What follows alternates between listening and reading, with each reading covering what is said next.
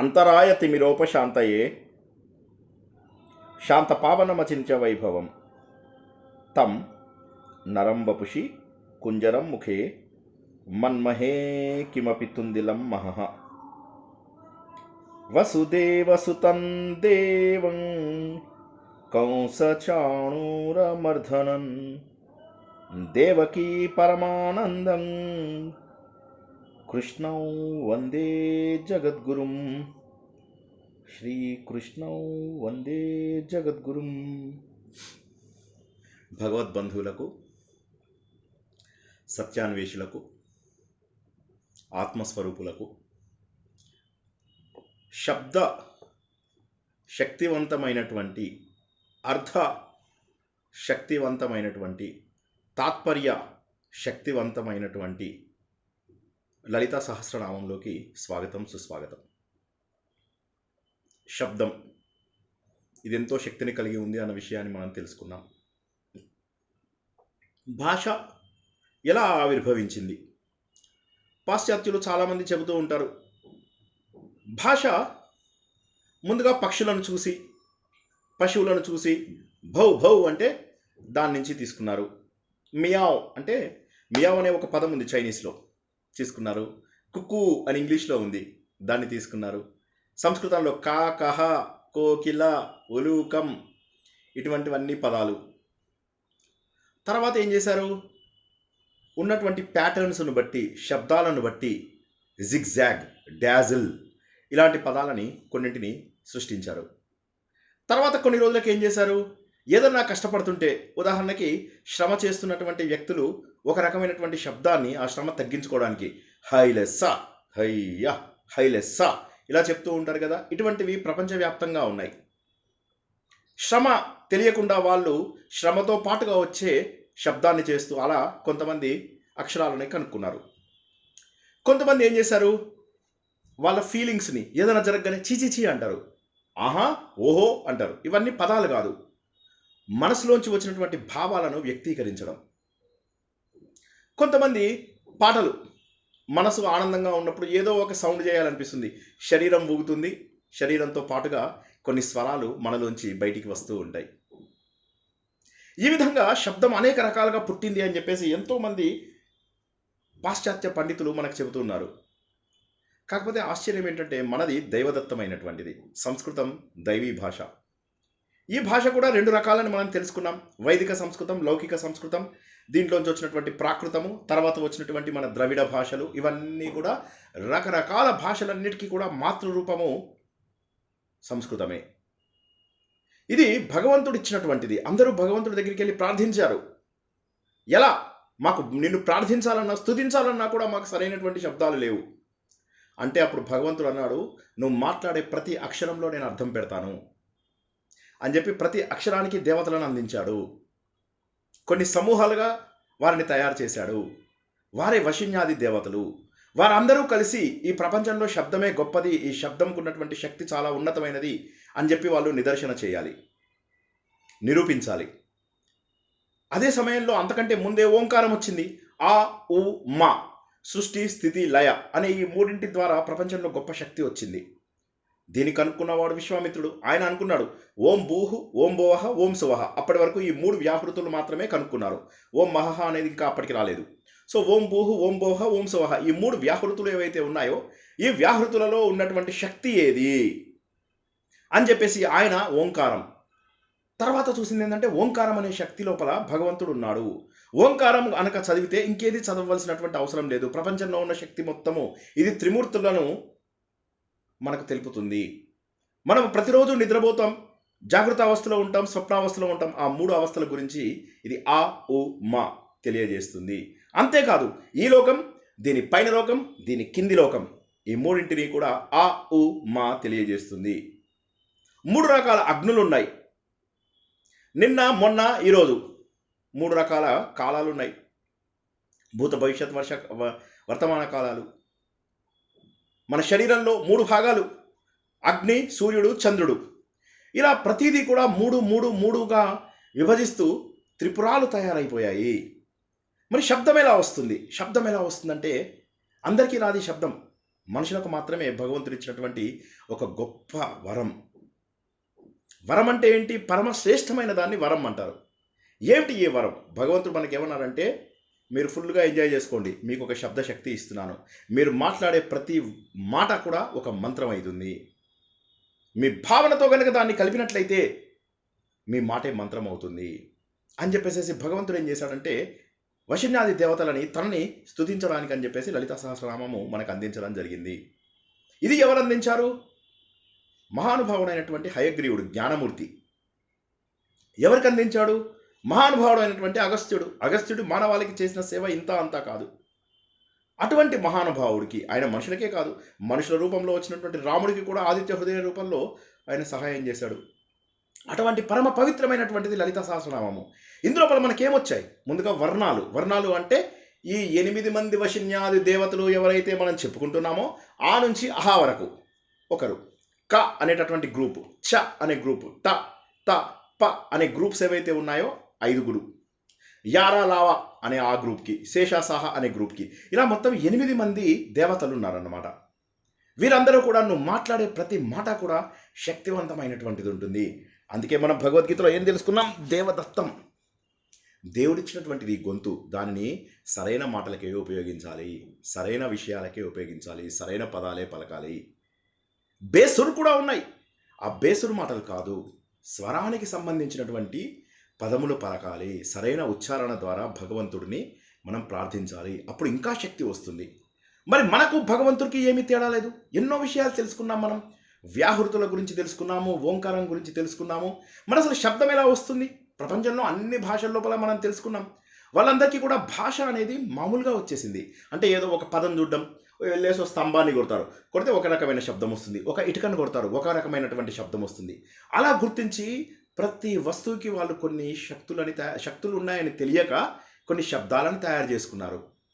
ఆదిమ మానవులలాగా మిగిలిపోయారు. ప్రపంచమంతా కూడా కనీసం బట్టలు కూడా కట్టుకోవచ్చు అని తెలియని సమయం లోపల మనము పీతాంబరాలు కట్టుకుని భాసిల్లుతూ ఉండేవారిమి.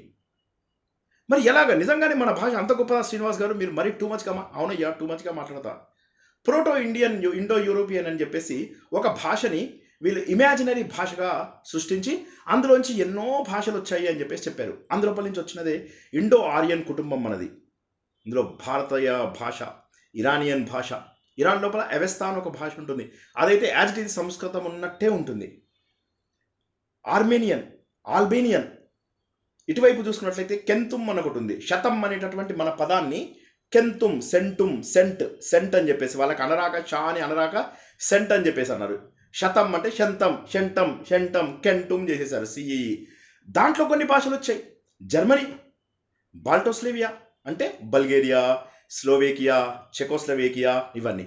ఆంగ్లో సాక్సన్ అంటే మనకి ఎక్కడ దాకా వెళ్ళిపోయిందంటే మన ఏషియా మైనర్, ఈ ప్రాంతాలంతా కూడా వ్యాపిస్తూ జర్మను, గోథిక్కు, మనకు తెలిసినటువంటి ఇటాలిక్కు, గ్రీకు, ఈ అన్నింటి లోపల కూడా మనం చూసినట్లయితే సారూప్యత ఉంది. ముందుగా స్తంభాలను కొట్టుకుంటూ పక్షులని వాటిని అనుకరిస్తూ ఇలా తయారైనటువంటి భాషలు మన సంస్కృత భాష ఏదైతే దైవ భాష ఉందో దీన్నే నిత్యవాదము అంటారు. నిత్యవాదం అంటే శబ్దం అనేది ఎప్పటి నుంచో ఉంది. కొంతమంది ఏమంటారంటే శబ్దం ఎప్పటి నుంచో లేదు శ్రీనివాస్ గారు, ఏం మాట్లాడుతున్నారు? మీరు మాట్లాడిన తర్వాత మేమందరం మర్చిపోతాం, మీకు తెలీదా? ఏం మాట్లాడుతున్నారు మీరు ప్రవచనం ఇవ్వగానే మేము మళ్ళీ మర్చిపోతాం. శబ్దం శాశ్వతం ఎలా అవుతుంది? శబ్దము అనిత్యము, నిత్యము కాదు. కరెక్టే, కానీ అందులోంచి తాత్పర్యం కొంత గుర్తుంచుకుంటారా? కనీసం 100 మాటలు చెప్తే 2 మాటలు గుర్తుంచుకుంటారా? కాబట్టి శబ్దము నిత్యమే. నేను రామా కిల్డ్ రావణ అన్నాను అంటే రావణుణ్ణి అదే సెంటెన్స్ మీరు యాజ్ ఇట్ ఈస్గా రిపీట్ చేయలేకపోవచ్చు, కానీ మీ మాటలలో ఆ తాత్పర్యాన్ని మీరు చెప్పగలుగుతారు. దానికి కారణం ఏంటంటే భావాన్ని గుర్తించడము. ఆ భావాన్ని గుర్తించే శక్తి ఉండడం వల్ల శబ్దం అనేది శాశ్వతము. శబ్దం ఎక్కడి నుంచి వస్తుందో మనం ఇంతకుముందు చాలాసార్లు తెలుసుకున్నాం. మళ్ళొక్కసారి మీ జ్ఞాపకం కోసం చెప్తున్నాను. శబ్దము 4 రకాలుగా ప్రకటితం అవుతుంది. ముందుగా మనకి మాత్రము తెలియనప్పుడు నాభి స్థానంలో మన ప్రాణవాయువు మాట్లాడాలి అనుకున్నప్పుడు అది ఉత్తేజితం అవుతుంది. దాన్ని బ్రహ్మ శబ్దము అంటారు, దాన్నే పరాశబ్దము అని అంటారు. తర్వాత కొద్దిసేపటికి అది హృదయ స్థానానికి చేరుకుంటుంది. ఈ హృదయ స్థానానికి చేరుకున్నప్పుడు దాన్ని పశ్యంతి అంటాము. పశ్యంతి అంటే చూడడము. మనలాంటి వాళ్ళు చూడలేరు, యోగులు వాళ్ళు చూడగలరు. ఏం అనుకుందాము అంటున్నాము, ఏం మాట్లాడదాం అనుకుంటున్నాము. ఒక మాట మన నోటిలోంచి వచ్చే ముందు ఎంత జరుగుతుందో తెలుసా? ఒక్కసారి ఆలోచించండి, ఎంత శక్తిని మనము ప్రతిరోజు వృధా చేస్తున్నామో. కొద్దిగా నాకు తెలుసు కాస్త కన్ఫ్యూజన్లోకి వెళ్తున్నారని అందరూ ఒక్కసారి జాగ్రత్తగా వినండి. శబ్దం అనేది చాలా శక్తివంతమైనటువంటిది. ఈ శక్తివంతమైనటువంటి శబ్దము మన శరీరంలోంచి రావడం కోసమని భగవంతుడు రకరకాల ఆయుధాలను మనకు అందించాడు. వచ్చినటువంటి ప్రతి మాట కూడా ఒక పవర్ఫుల్ వెపన్.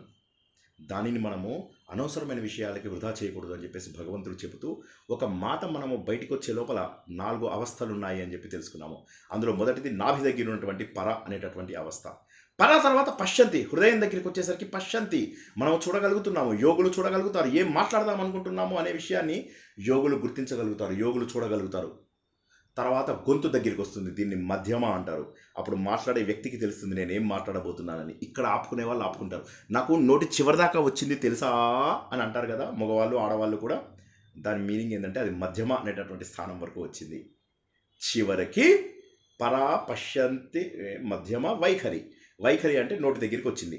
నోటి దగ్గర అంటే అందరికీ తెలుసు, మూర్ధవ్యాలు, తాళవ్యాలు, కంఠవ్యాలు, తర్వాత ఇంకేమున్నాయి, ఓష్ట్యములు అంటే పెదవులతో వచ్చేవి, తాళవ్యాలు చెప్పేము, మూర్ధన్యాలు, దాంత్యములు, దంత్యములు అంటే పళ్ళతో వచ్చేవి, పళ్ళు, నాలిక, పైన ఉన్నటువంటి అంగిటి, దౌడలు, పెదవులు, వీటన్నిటి ద్వారా చూడండి ఒకసారి. త త ద ధ, ఇవన్నీ ఎవరు ప్రపంచంలో ఇంత అద్భుతంగా సృష్టించారు? మళ్ళీ ప ప బ బ మ, చూసారా పెదవులతోటి. క ఖ, చూడండి నాలుగు ఎలా కొట్టుకుంటుందా, క ఖ. ఎంత అద్భుతంగా భగవంతుడు వీటిని మనకు వైఖరి లోపల తెలియజేశాడు. కాబట్టి శబ్దం అనేటటువంటిది నిత్యమైనటువంటిది, శాశ్వతమైనటువంటిది. అటువంటి అమోఘమైనటువంటి శబ్దం యొక్క స్వరూపము భగవంతుడు. ఆయన మనకు అందించాడు. ఇది బాబు, దీన్ని సరైనటువంటి మార్గంలో పెట్టుకోవడానికి నువ్వు ఉపయోగించుకో. ఇందులోపల ఎన్నో పదములని ఇంకా కాస్త శక్తివంతంగా నేను తయారు చేసి వాటిని బీజాక్షరాలుగా తయారు చేశాను. చేసిన తర్వాత వీటన్నిటినీ కూడా రకరకాల కావ్యాలలో, గ్రంథాలలో అన్నింటిలో పెట్టేశాను స్వరాలతో పాటు. వాటిని చదివి ఎలా ఉపయోగించుకోవాలి? సరే, మనకు భాష వచ్చింది. ఇప్పుడు మొదటి స్టెప్ ఏంటి? ముందు మనము జంతువుల్లాగా బతికేవాళ్ళం. జంతువులను చూస్తూ, తర్వాత చెట్లని, చేమలను చూస్తూ, తర్వాత వీటిని వాటిని కొడుతూ, ఏవో శబ్దాలు వస్తూ వాటిని అనుకరిస్తూ కొంతవరకు వచ్చింది. తర్వాత ఒక భాష అంటూ ఏర్పడింది. ఆ భాష రాసుకోవడం మొదలైంది. ఆ రాసుకున్న తర్వాత అవన్నీ సాహిత్యంలోకి దింపాయి. సాహిత్యమే కాకుండా శాస్త్రంలోకి వచ్చింది. శాస్త్రం అంటే ఏంటి?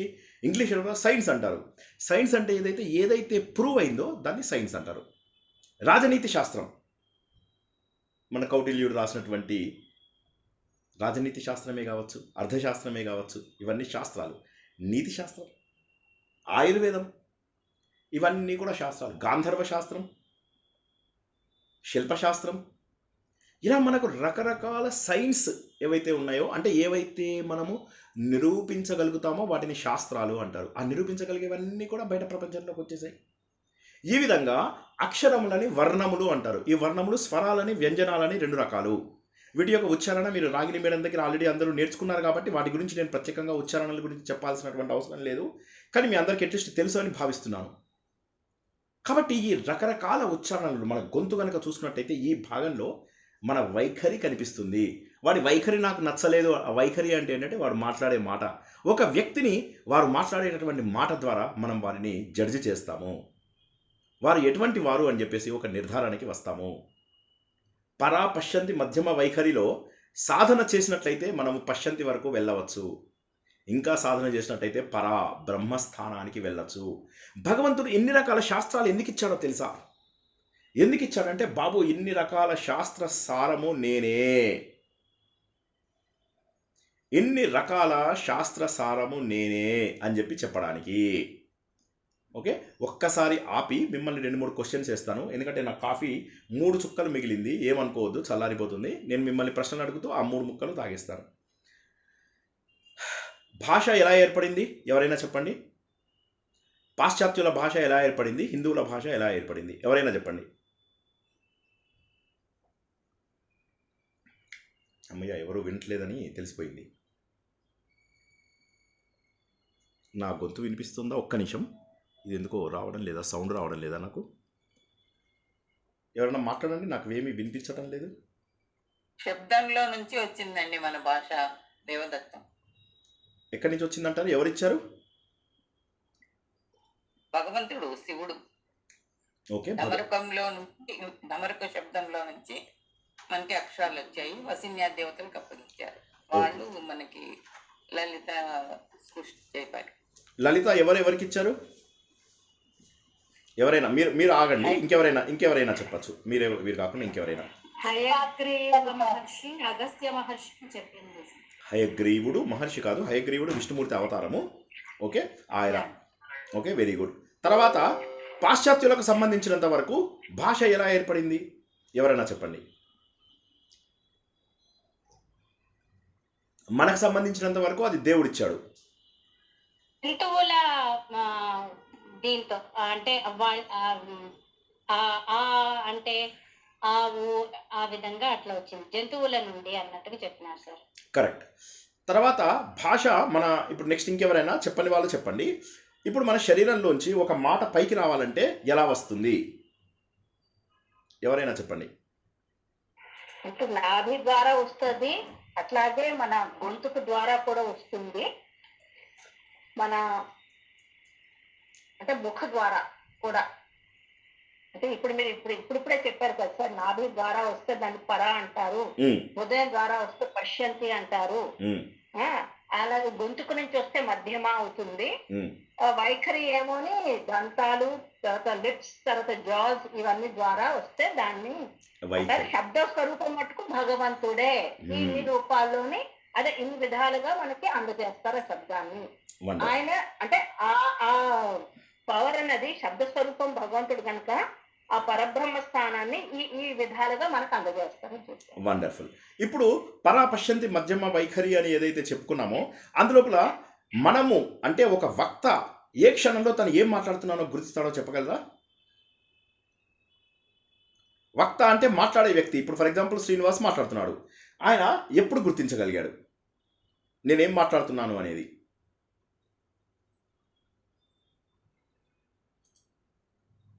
గొంతులోకి వచ్చినప్పుడు మాత్రమే గుర్తించగలడు. ఓకే, చెప్పిన వాళ్ళు చెప్పకండి, చెప్పిన వాళ్ళు చెప్పద్దు, చెప్పిన వాళ్ళు చెప్పవద్దు. సో ఇప్పుడు మళ్ళీ ఒకటి, శబ్దము నిత్యమా అనిత్యమా? ఎవరైనా జవాబు చెప్పండి, వేరే వాళ్ళు ఎవరైనా. నిత్యము అయితే ఒక ఎగ్జాంపుల్ చెప్పండి ఎవరైనా. సూర్యకుమారి గారు, జనస్వామి సూర్యకుమారి గారు ఒక ఎగ్జాంపుల్ చెప్పండి. నిత్యం అని ఎలా చెప్పగలరు? ఎందుకంటే ఇప్పుడు నేను ఒక మాట మాట్లాడతాను, జనాలు మర్చిపోతారు ఆ మాట ఏం మాట్లాడాను అనేది. ఆ వాక్యంని యాజ్ ఇట్ ఈస్గా మీరు రిపీట్ చేయగలరా? రిపీట్ చేయలేరు. మరి అది నిత్యం ఎలా అయింది? యాజ్ ఇట్ ఈస్గా రిపీట్ చేయలేకపోయినా దాన్ని ఇంకో రకంగా కొంతగా అర్థం చేసుకుని దాన్ని వేరే శబ్దాలలో చెప్పగలుగుతారండి. Very good, very good. సారాంశాన్ని అర్థం చేసుకొని ఎక్స్ప్రెస్ చేయగలరు. Very good. సో వింటున్నారు, అందరూ శ్రద్ధగా వింటున్నారు. నేను ఊరికే అసలు కాఫీ తాగడం ఊరికే ఒక వంక, కాఫీ పెద్ద ఇంపార్టెంట్ కాదు, ఊరికే మీరు అందరూ వింటున్నారా లేదా అని పరీక్షించారనమాట. సో చాలా అద్భుతమైనటువంటి. మేము వినకుండా ఎలా ఉంటాం సార్, మళ్ళీ మాకు అలాగా ఎప్పుడు లలిత ఎప్పుడు చెప్తారా, ఎప్పుడు విందామని అలా కూర్చుంటున్నాం సార్. Wonderful, wonderful. ఇప్పుడు మరి పలికేది ఎలా పలకాలి? ఇప్పుడు భగవంతుడు ఏం చేశాడంటే మరి వేదాలు ఇచ్చాడు మనకు. ఆ వేదాలలోంచి వచ్చినటువంటి శబ్దాలు ఏవైతే ఉన్నాయో వాటిని ఎలా పలకాలి? ఆ పలికే పద్ధతిని ఏమంటారో తెలుసా? మనం చాలాసార్లు ఆ పదాన్ని వాడుకుంటూ ఉంటాము. ఎలా పలకాలి? స్వరిత, ఉదాత్త, అనుదాత్త స్వరాలలో పలుకుతాము. కానీ ఎంత పలకాలి, ఎంత లిమిట్లో పలకాలి అనేది ఒకటి ఉంది. దాన్ని ఏమంటారు? మాత్ర అంటారండి. అనుస్వరాలు, వొవెల్స్ ఇవన్నీ వాడి అది కరెక్టే. కొత్తది ఇప్పుడు కాదు, కొత్తది ఒకటి అడిగాను నేను. నేను ఇప్పుడు అడిగింది ఒకటి ఎన్ని పదాలు ఉండాలి, ఎన్ని అక్షరాలు ఉండాలి అని చెప్పి తెలియజేసే దాన్ని ఏమంటారు?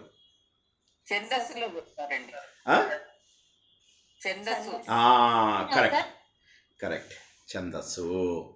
ఛందస్సు ఎందుకు వచ్చింది?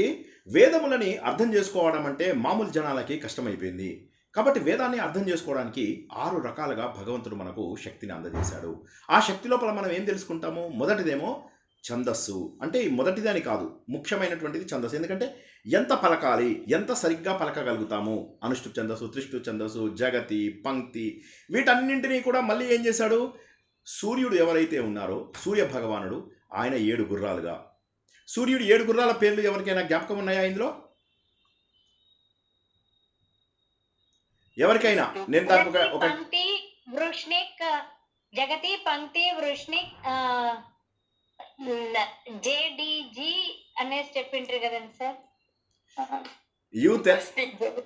సరే సరే నేను చెప్తాను, మీరు చెప్పండి వాటిని.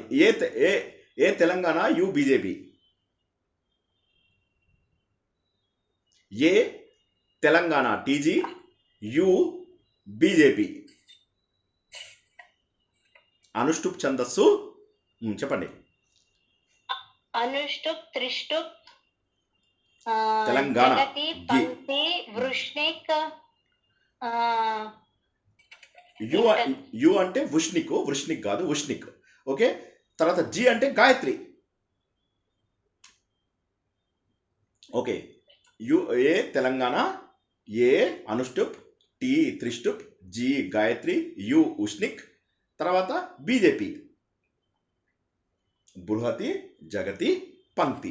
ఇలాగా ముఖ్యమైనటువంటి 7 ఛందస్సులని సూర్యుడి యొక్క గమనంకి ఉపయోగించారు. మీకు ఎంత బ్యూటిఫుల్ అంటే మీరు ఒక్కసారి ఆలోచించండి. ఇదంతా కూడా ఏదో ఒక ఫూలిష్గా ఎవడో ఒకడు రాసింది కాదు, ఎంత సిస్టమేటిక్గా ఉంది. గమనానికి చెందినటువంటిది ఛందస్సు. ఈ ఛందస్సే మనకు వేదముల సారాన్ని అర్థం చేసుకోవడానికి ఉపయోగపడుతుంది.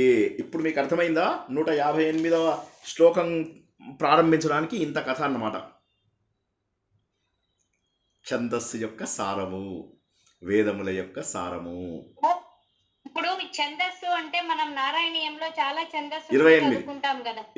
28 వృత్తాలు ఉంటాయి. ప్రతి ఛందస్సులో కొన్ని వృత్తాలు అంటూ ఉంటాయి అన్నమాట. ప్రతి ఛందస్సులో కొన్ని వృత్తాలు ఉంటాయి. అది వేరు, ఇది వేరు. అది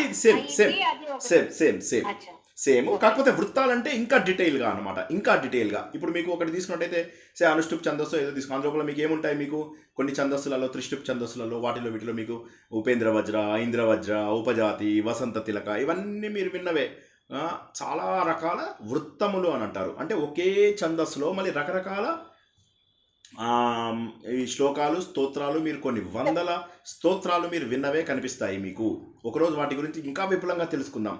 ఇప్పుడు మీకు ఉదాహరణకి వెంకటేశ్వరుడిది సుప్రభాతం ఏంటి, శ్రీ వెంకటాచలపతే తవ సుప్రభాతం అనేది ఉంది కదా, అదే ట్యూన్లో మీకు ఇంకా ఎన్ని కనిపిస్తాయో. మళ్ళీ తర్వాత ఇంకోటి చెప్తాను, ఉక్త వసంత తిలక తబజా జగాగై.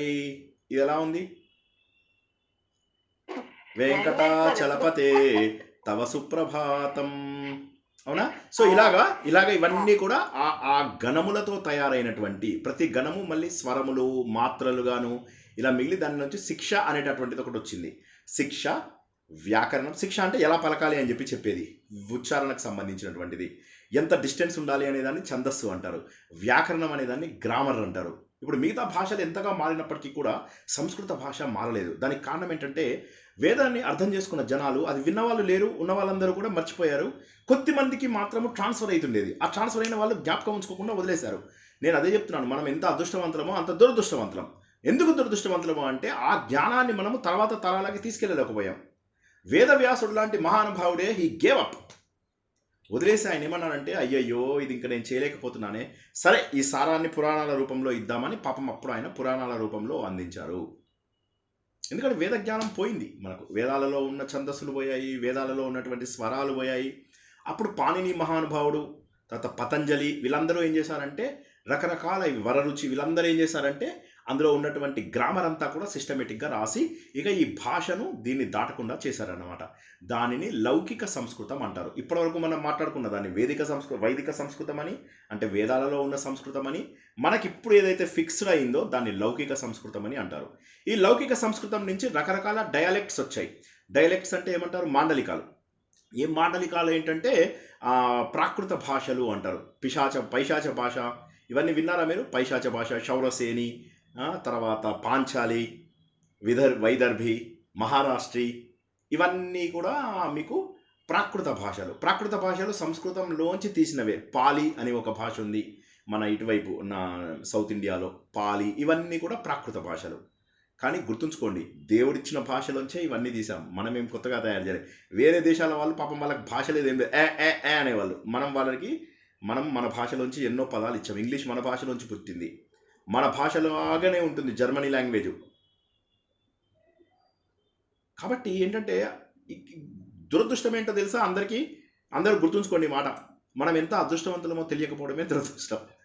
మనము ఎంత అదృష్టవంతులమో తెలుసుకోకపోవడమే అన్నిటికంటే కూడా పెద్ద దురదృష్టము. ఇలాగా ప్రపంచం మొత్తానికి కూడా మనము భాషను అందజేశాము. ప్రపంచంలో ఎన్నో భాషలకి మనము పదములని, శబ్దములని, గ్రామర్ని అందజేశాం. ఇప్పుడు మీకు సబ్జెక్ట్, వర్బ్, ఆబ్జెక్ట్ అనేది ఎక్కడి నుంచి వచ్చింది? ఎవరో మాట్లాడుతున్నారు, ఒక్క నిమిషం. జై శ్రీకృష్ణ. సార్ చెప్పండి, వేణుగోపాల్ గారు. మాత్ర అని వచ్చింది కదా, నేను భగవద్గీత చదివినప్పుడు మాత్ర అని వచ్చింది. ఆ మాత్ర వేరు, అది వేరు. ఆ మాత్ర వేరు. ఆ మాత్రా స్పర్శస్తు కౌంతేయ, అది వేరు. ఆ మాత్రా స్పర్శ అంటే అది వేరు. మాత్ర అంటే విషయాలు, ఇంద్రియాలు, స్పర్శ అంటే బయట విషయాలు. ఆ మాత్ర స్పర్శ వేరు. ఇక్కడ మాత్ర అంటే ఏంటంటే మీకు గణములు అని ఉంటాయన్నమాట. మీరు చిన్నప్పుడు ఎవరైనా యమాత రాజభానస లగం గుర్తుందా ఎవరికైనా?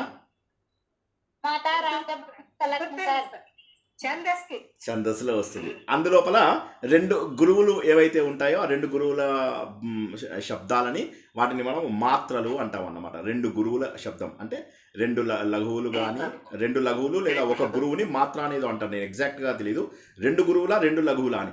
2 లఘువుల స్థానంని మాత్ర అంటారు. అలా ఈ గణములు అన్నమాట. యమాత, యమాత అన్నాం అనుకోండి, యగనం వస్తుంది మీకు. అంటే య అంటే లఘువు, మా గురువు, తా గురువు. ఒక లఘువు 2 గురువులు, దాన్ని యగనము అంటాము. ఒక అక్షరాన్ని చదివే టైం అండి, సమయం ఎంత చదవాలి అనేది. సిలబుల్, సిలబుల్, సిలబుల్, అదే ఆ సిలబుల్. అది మనకు 2 ఒక గురువు కావచ్చు లేదా 2 లఘువులుగా కూడా అయ్యేటటువంటి శబ్దము, అది మాత్ర. సో స్వరము, మాత్ర, మళ్ళీ సంతానం, తర్వాత శక్తి, ఇలా ఒక 6 ఉంటాయన్నమాట. ఇవన్నీ కూడా మనం శిక్ష లోపల తెలుసుకుంటాము. నా వీడియో ఉంది, శిక్షావల్లి మీద చెప్పినటువంటి వీడియో ఉంది, అదొకసారి చూసినట్టయితే సామము, సంతానము, తర్వాత ఇవన్నీ కూడా అందులో మీకు తెలుస్తాయి. స్వరము, మాత్ర, ఛందస్సు, ఇవన్నీ కూడా, ఇవన్నీ తెలియజేసే శాస్త్రాన్ని శిక్ష అంటారు. శిక్ష, ఓకే, శిక్ష, శిక్ష కాకుండా శిక్ష అంటే నేర్పించడం. గురువు తన శిష్యుడికి నేర్పిస్తూ ఉంటాడన్నమాట. Anyway, coming back to our ఇది. సో కాబట్టి ఏంటంటే ప్రపంచంలో భాష లేని సమయం లోపల మనము భాషని గుర్తించగలిగాము. మరి గుర్తించిన వాళ్ళము ఆ భాషని నిలుపుకోలేకపోయాం, ఎందుకంటే మన దురదృష్టము. కానీ భగవంతుడు ఏం చెప్పాడంటే, బాబు ఇలా నువ్వు వేదములను నేర్చుకో అని చెప్పి. ఇప్పటికీ కొంత మిగిలాయి, ఈ మిగిలిన దాన్ని కాపాడుకుందాం. వయస్సుతో నిమిత్తం లేకుండా మనము ఇవి నేర్చుకోగలిగితే మనము తర్వాత జన్మలకు వీటిని మనము తీసుకెళ్ళగలుగుతాము. తర్వాత సంస్కృతం నేర్చుకోవడం వల్ల వచ్చే లాభం ఏమిటి?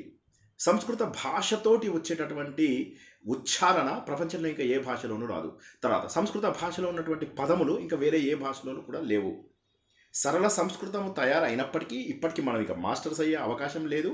అయినప్పటికీ కూడా చదవగలుగుతాం కనీసము. అంటే సంస్కృత కావ్యాలు చదివి వీలైనంత దాదాపు 70-80% అర్థం చేసుకోగలుగుతాం. అదేవిధంగా మన పురాణాలు తప్పకుండా మనం కొంత అర్థం చేసుకోగలిగే స్టేజ్కి ఉంది. చిన్నప్పటి నుంచి సంస్కృతం నేర్చుకున్న వాళ్ళ సంగతి వదిలేసి మనలాగా ఆన్ అండ్ ఆఫ్, నాది చిన్నప్పుడు at on it of, on off, 8th నేర్చుకున్నా 9th మానేసా, మళ్ళీ 10th నేర్చుకున్నా ఇంటర్లో మానేసా. ఇలా అయితే ఏమవుతుందంటే సగం గుర్తుంటాయి, సగం మర్చిపోతూ ఉంటాం. అందుకే ఇప్పుడు ఈ సాధన మనం చేస్తున్నది. సరే, ఈ సంస్కృతంలో వచ్చినటువంటి ఉచ్చారణ ఇవన్నీ కూడా మనకు తెలుస్తున్నది ఏంటంటే ఛందస్సు అనేటటువంటిది ఏదైతే ఉందో నియమితమైనటువంటి శబ్దముల యొక్క కలయిక. ఆ ఛందస్సు కొన్ని గణములతోటి వస్తుంది. ఇప్పుడు ఫర్ ఎగ్జాంపుల్ మసజస తతగా ఏంటో చెప్పండి ఎవరైనా. శార్దూలం, మసజస తలగా, ఓకే. యమనస బలగా, భరణ భవరవ, మస, తర్వాత నజబజ జజగా, ఎస్. ఇలాగా మనకి ఇవన్నీ కూడా ఛందస్సు అన్నమాట. ఇప్పుడు భగవంతుడు ఏం చేశాడు? తనని తెలుసుకోవడం కోసమని ఈ ఛందస్సుని తయారు చేశాడు. ఈ ఛందస్సును తయారు చేయడం ద్వారా ఎంతవరకు చదవాలి అంటే ఎక్కడి వరకు డివైడ్ చేయాలి అనేది తెలిసింది.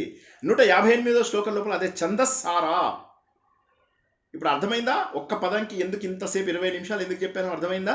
ఎందుకంటే ముందు ఇదంతా అర్థం చేసుకోవాలి. ఛందస్సారా అంటే టకటక ఛందస్సారా, శాస్త్రసారా, మంత్రసారా, తలోదరి, ఇది తటోదరి, ఇది కాదు చదవాల్సింది. దాన్ని అర్థం చేసుకుని ఓహో భగవంతుడు మనకు శబ్దశక్తిని అందించాడు అని చెప్పి గర్వంగా నేను చాలా అదృష్టవంతురాలిని అని చెప్పేసి సంతోషంగా ఉండండి. నేను మాటికి చెప్పేది ఏంటి, ఏ క్షణంలో అయినా మీరు బాధపడ్డారంటే, దుఃఖపడ్డారంటే మీరు భగవంతుడికి దూరం వెళ్తున్నారు. ఇది ప్రతి ప్రవచనంలో ఏం సార్ మీకు పిచ్చెక్కిందా, క్రాక్ అయిందా కొద్దిగా? అవును, కొద్దిగా క్రాక్ అయింది. కానీ గుర్తుంచుకోండి, ఏంటంటే దుఃఖపడితే మీరు దేవుడికి దూరం అవుతున్నట్టు లెక్క. భగవంతుడు మిమ్మల్ని దుఃఖపడమని చెప్పలేదు. మీ ప్రారంధం అనుభవిస్తున్నారు, తప్పదు. బ్యాంకులో ఉన్న జనాలు ఏం చేస్తారు తెలుసా? వాళ్ళు పల్లెటూళ్ళలో ఉద్యోగం చేయాల్సి వస్తుంది, వెళ్ళి పల్లెటూళ్ళలో ఉద్యోగం చేస్తారు. పిల్లాడు పుట్టేటప్పుడు ఎంతో కష్టమని తెలిసిన తల్లి ఆ కష్టాన్ని సంతోషంగా భరిస్తుంది. కష్టం కదా అని చెప్పి వదిలేస్తారా? వదిలేయం. అదేవిధంగా జీవితంలో కష్టాలు వస్తూ ఉంటాయి, పోతూ ఉంటాయి. కష్టాలు లేని మనిషిని ఒకరిని చూపించండి. కాబట్టి ఏంటంటే కష్టాలకు అతీతమైనటువంటి స్థాయికి వెళ్ళాలంటే భగవంతుడు మనకు శబ్దశక్తిని అందించారు.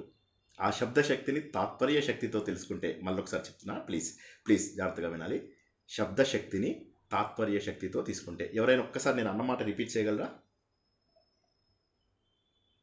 శబ్దశక్తిని తాత్పర్య శక్తి రూపంలో తీసుకుంటే. సో కాబట్టి ఈ సౌండ్ అనేది ఏదైతే ఉందో ఇది అద్భుతమైనటువంటి శక్తి. మాటకి 12వ చాప్టర్ 15వ చాప్టర్ భగవద్గీత, లలిత సహస్రనామం, విష్ణు సహస్రనామం ఎందుకు ఇంత ప్రెషర్ చేస్తాను జనాలని? ఎందుకంటే శబ్దశక్తి ఏదైతే ఉందో నారాయణ స్వరూపుడైనటువంటి వేదవ్యాసుడు మనకు అందించినటువంటిది ఇది. ఆయన ఏం చేశాడంటే ఈ ఛందస్సు ద్వారా వేదముల యొక్క సారమంతా మనకు అందించాడు. సులభంగా ఉంటుంది కాబట్టి అనుష్టుప్ ఛందస్సులో ఎక్కువ కావ్యాలని ఆయన మనకు అందించారు. మీరు భగవద్గీత చదవండి, కొన్ని చోట్ల త్రిష్టుప్ ఛందస్సు వదిలేస్తే మిగతాదంతా కూడా అనుష్టుప్ ఛందస్సు ఉంటుంది. మీరు లలిత సహస్రనామం చూడండి, విష్ణు సహస్రనామం చూడండి, అన్నింటిలోపల ఎక్కువ మీకు అనుష్టుప్ ఛందస్సు ఉంటుంది. చాలా స్వీట్గా ఉంటుంది. అనుష్టుప్ ఛందస్సు చదవడానికి కూడా చాలా ఈజీగా ఉంటుంది. మిగతావి అన్నీ బాగుంటాయి. శాస్త్ర పరిజ్ఞానం ఎక్కువ ఉన్న వాళ్ళు ఇంకా ఎక్కువ బాగా వాడుకోగలరు. ఇప్పుడు మీరు నారాయణీయం తీసుకున్నట్లయితే ఆయన గొప్ప పండితుడు, ఆయన ఋగ్వేది. సో ఆయనకి ఋగ్వేదం అంటే ఏంటి, ఇది ఎవరు చెప్పగలరా? ఋగ్వేదం అంటే ఏంటో నేను చాలాసార్లు చెప్పాను.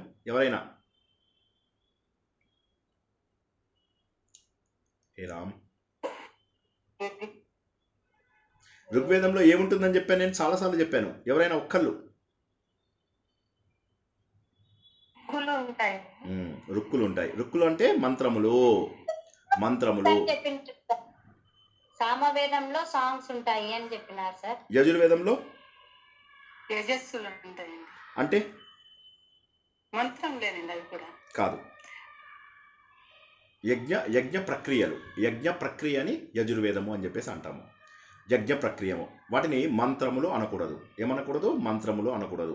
ఋగ్వేదంలో ఉన్నటువంటి స్తోత్రములను ఏమంటాం? పురుష సూక్తం, ఇవన్నీ ఉంటాయి కదా, వాటిని శ్లోకములు అనకూడదు. వాటిని ఏమనాలి? మంత్రములు అనాలి. మనం ఎప్పుడు నేర్చుకోబోతున్నాము ఋగ్వేదము? మనం ఎగ్జామ్స్ అయిన తర్వాత వెంటనే ప్రారంభించుకుంటాం ఋగ్వేదం. ఓకేనా? అందరూ కూడా చక్కగా తెలుసుకోండి అసలు మన శాస్త్రం ఏముంది, ఎంత అద్భుతం. ప్రతిరోజు పొంగిపోండి, ఇంత అద్భుతమైన జ్ఞానానికి వారసులం మేము అని చెప్పి ప్రతిరోజు ఇలా పిడికిలు బిగించి చేయండి. ఈ 2 చేతులు జోడించి దేవుడి దగ్గరికి వెళ్ళండి.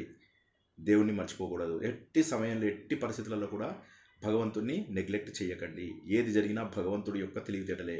నేను చాలాసార్లు చెప్పాను, దేవుడా నాకే కనుక శక్తి ఇస్తే నేను ఇది చేస్తాను, నేను అది చేస్తాను అంటాను కదా. ఈ అవినీతిని నిర్మూలిస్తాను, అది అంటే ఇవన్నీ దేవుడికి తెలియవా? నాకు శక్తినిచ్చే దేవుడు తను ఇంకా శక్తివంతుడు కదా, ఆయన ఇంతకంటే ఎక్కువ చేయగలడు కదా. సో మూర్ఖత్వం, మనం అలా ఆలోచించడం మూర్ఖత్వం. ఎందుకంటే భగవంతుడు సర్వశక్తిమంతుడు, భగవంతుడు అన్నీ చేయగలడు. కాబట్టి ప్రతిదీ ఒక కారణంతో జరుగుతుంది. కుంగ్-ఫూ పాండా సినిమా చూసిన వాళ్ళందరికీ తెలుసు, వాళ్ళందరూ వాళ్ళ నాయకుడిని ఎన్నుకోవాలి. ఆ సమయం లోపల ఏమవుతుంది, పాండా వచ్చి సరిగ్గా ఎక్కడైతే నాయకుడు పడాలో ఆ స్థానంలో పడతాడనమాట. బై మిస్టేక్ పడతాడు, ఏదో చేస్తూ అక్కడ పడిపోతాడనమాట. పడిపోగానే ఈ కుంగ్-ఫూ లీడర్స్ అందరూ కూడా ఏదో బై మిస్టేక్ పడ్డాడు, ఇట్స్ అన్ యాక్సిడెంట్ అంటారు. అప్పుడు ఆ లీడరు ఎవరైతే, ఆయన గురువు గారు ఎవరైతే ఉంటాడో ఆయన అంటాడు, no, there are no accidents, he is going to lead your effort అని చెప్పేసి అంటాడు అనమాట. అని చెప్పేసి పాపం వీడికేమో కదలడానికి కూడా, పాండా కదా, కదలడానికి కూడా బద్ధకంగా ఉంటుంది. అలాంటిది అతన్ని తీసుకెళ్ళి ఈ కుంగ్-ఫూ గ్రూప్ అందరికీ కూడా లీడర్గా చేస్తారు. కనీసం కదలడం రాదు, కనీసం నించోవడం రాదు. అటువంటి వాడు వీళ్ళకి లీడర్ అవుతాడు. There are no accidents in this world, everything happens for a reason. గుర్తుంచుకోండి, భగవంతుడి పంచాయతీలో అన్యాయం ఉండదు, భగవంతుడి పంచాయతీలో తప్పు ఉండదు. భగవంతుడి కోర్టు లోపల సరైన జడ్జిమెంట్స్ మాత్రమే వస్తాయి. భగవంతుడు తన గురించి తెలుసుకోమంటున్నాడు. నా నుంచి తయారైనటువంటి ఓ మానవుడా, నీకు ఛందస్సు అందించానయ్యా, ఛందసారం, వేదసారం, అది తెలుసుకో. అప్పుడు తెలుసుకుంటే నీలో ఉన్న భగవంతుడు నేనే అని గుర్తిస్తావు. ప్రతి మనిషిలో ఉన్నటువంటి భగవంతుని నేనే అని గుర్తిస్తావు. నీలో ఉన్నటువంటి దైవత్వాన్ని తీసుకురా. ప్రతిసారి మనం గుర్తుంచుకోవాల్సింది ఏంటంటే ప్రతి వ్యక్తి కూడా దైవ స్వరూపుడు. The only goal is to dig out the divinity with in. నీ లోపల ఉన్నటువంటి దైవత్వాన్ని బయటికి తీసుకురావాలి. దైవ లక్షణాలన్నీ భగవద్గీతలో చదువుకుని ఆ లక్షణాలకి మీరు మార్కులు వేసుకోండి. మార్కుల సిస్టమ్ ప్రతిరోజు పాటించండి. ప్రతిరోజు మార్కులు వేసుకోండి. ఓకే, దంభం, దర్పం, అభిమానం, ఇవి చేశాను, మార్కులు తీసేసాయి. ఆ రోజు అన్నం మానేయండి. మీకు మీరు శిక్ష విధించుకోండి. అప్పుడు మీకు తెలుస్తాయి. ప్రతిరోజు మార్కులు వేసుకుంటే ఈరోజు నేను అన్నం తినే అర్హత ఉందా లేదా. జూనియర్ ఎన్టీఆర్ది ఒక సినిమా వచ్చింది. ఆ సినిమా లోపల అదుర్స్ అనుకుంటా. ఆ సినిమా లోపల ఏం చేస్తుంది, నేను ఈరోజు అన్నం తినాలంటే, బ్రేక్ఫాస్ట్ తినాలంటే అర్హత తెచ్చుకోవాలి అంటే ఏదో ఒక మంచి పని చేయాలి అని. అలాగే గుర్తుంచుకోండి. ఒక మంచి పని చేస్తేనే ఒకటి తినడానికి అర్హత ఉంది అని గుర్తుంచుకోండి. ఏదైనా ఒక మంచి పని, భగవద్గీతలో చెప్పినటువంటి 16వ అధ్యాయంలో చెప్పినటువంటి ఏదైనా ఒక మంచి పని చేసి చూడండి. అప్పుడు అన్నం తినండి. అందరికీ కూడా ఇది, ఇంక్లూడింగ్ మీ. వీందులోంచి వచ్చినటువంటి ఛందస్సులోంచి వచ్చినటువంటి శాస్త్రములన్నీ కూడా మనం తెలుసుకున్నాము. ఈ శాస్త్రములన్నీ కూడా మనకు వేదములలో ఉన్నటువంటి అనేక రహస్యాలను తెలియజేస్తున్నాయి. కాబట్టి ఈ వేదాంతాలలో ఉన్నటువంటి సమస్త శాస్త్రము భగవంతుడి స్వరూపాన్ని తెలియజేస్తుంది. సో శబ్దములతో తయారైనటువంటి శాస్త్రములు ఏవైతే ఉన్నాయో ఈ గ్రంథములు, ఆధ్యాత్మిక గ్రంథములు, ఇవన్నీ భగవంతుడి గురించి తెలియజేస్తున్నాయి. అక్కడున్న భగవంతుడు ఇక్కడ ఉన్నాడు. ఇక్కడ తక్కువ వోల్టేజ్ బల్బు, అక్కడ ఎక్కువ వోల్టేజ్ బల్బు, అంతే. ఇక్కడ వోల్టేజ్ పెంచుకోవాలి ధ్యానము ద్వారా, మనము పరిశుభ్రం చేసుకోవడం ద్వారా. కాబట్టి భగవంతుడు ఏం చేశాడు, మనకు మంత్రములను అందించాడు. ఎందుకోసమని అందించాడు? ఇందాక చెప్పాను నేను, ఓం భూహు, ఓం భోహ, ఓం సువహ, వీటి మూడింటిని ఏమంటారని చెప్పాను. ఎవరైనా, ఎనీబడి,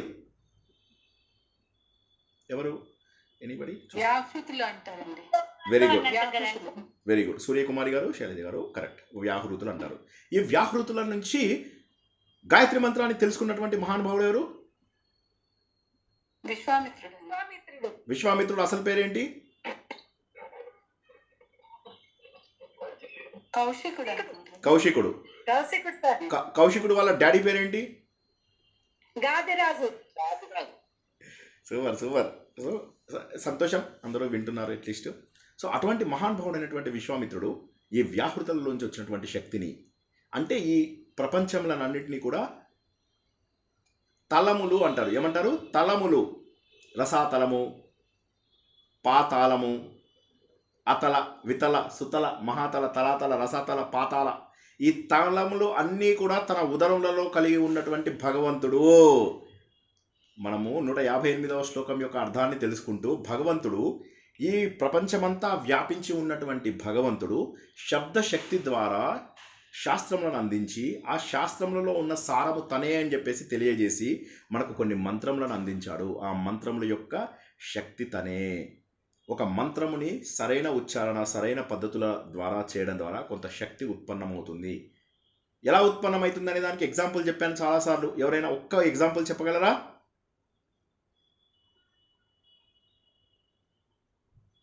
సరే, నేను చెప్తాను. దాన్ని పోనీ ఏమంటారో, ఇంగ్లీష్లో ఏమంటారో చెప్పండి. మన ఒక బ్రిడ్జ్ మించి నడుస్తున్నప్పుడు మిలిటరీ వాళ్ళని మార్చ్ పాస్ట్ ఆపేసేయమంటారు. రెజోనెన్స్. రెజోనెన్స్ అంటే రెజోనెన్స్ వస్తుంది. కరెక్ట్. ఫ్రీక్వెన్సీలు కలిసినప్పుడు రెజోనెన్స్ వస్తుంది. నేను 91.5 రేడియో ఛానల్కి వెళ్ళాలి అంటే ఇలా కొడితే ఈ ఫ్రీక్వెన్సీ వెళ్ళి దానికి మ్యాచ్ అవుతుంది. అక్కడున్న శక్తిని తీసుకుంటాం మనం. అదే శబ్దశక్తి.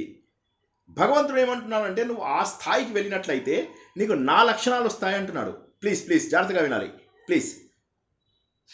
భగవంతుడు ఏమంటున్నాడంటే, నువ్వు మంత్రములు ఎందుకు, ఈ మంత్రముల యొక్క సారం నేను, ఈ వేదముల యొక్క సారం నేను, ఈ శాస్త్రముల యొక్క సారం నేను, ఈ ప్రపంచంలో ఉన్నటువంటి ఈ రసాతల, తలాతల, ఇటువంటి తలములన్నింటినీ కూడా నా లోపల కలిగి ఉన్న వాడను దానిని. మళ్ళీ మీరు మొగాడా సార్, ఆడ, అట్లా మొగ ఆడ ఉండదు దేవుడికి. ఆ శక్తి ఏదైతే యూనివర్సల్ పవర్ అని చెప్పేసి అంటామో, ఆ పవర్ భగవంతుడు. అన్నింటినీ తనలో కలిగి ఉన్నటువంటి భగవంతుడికి రకరకాల శక్తులు ఉంటాయి.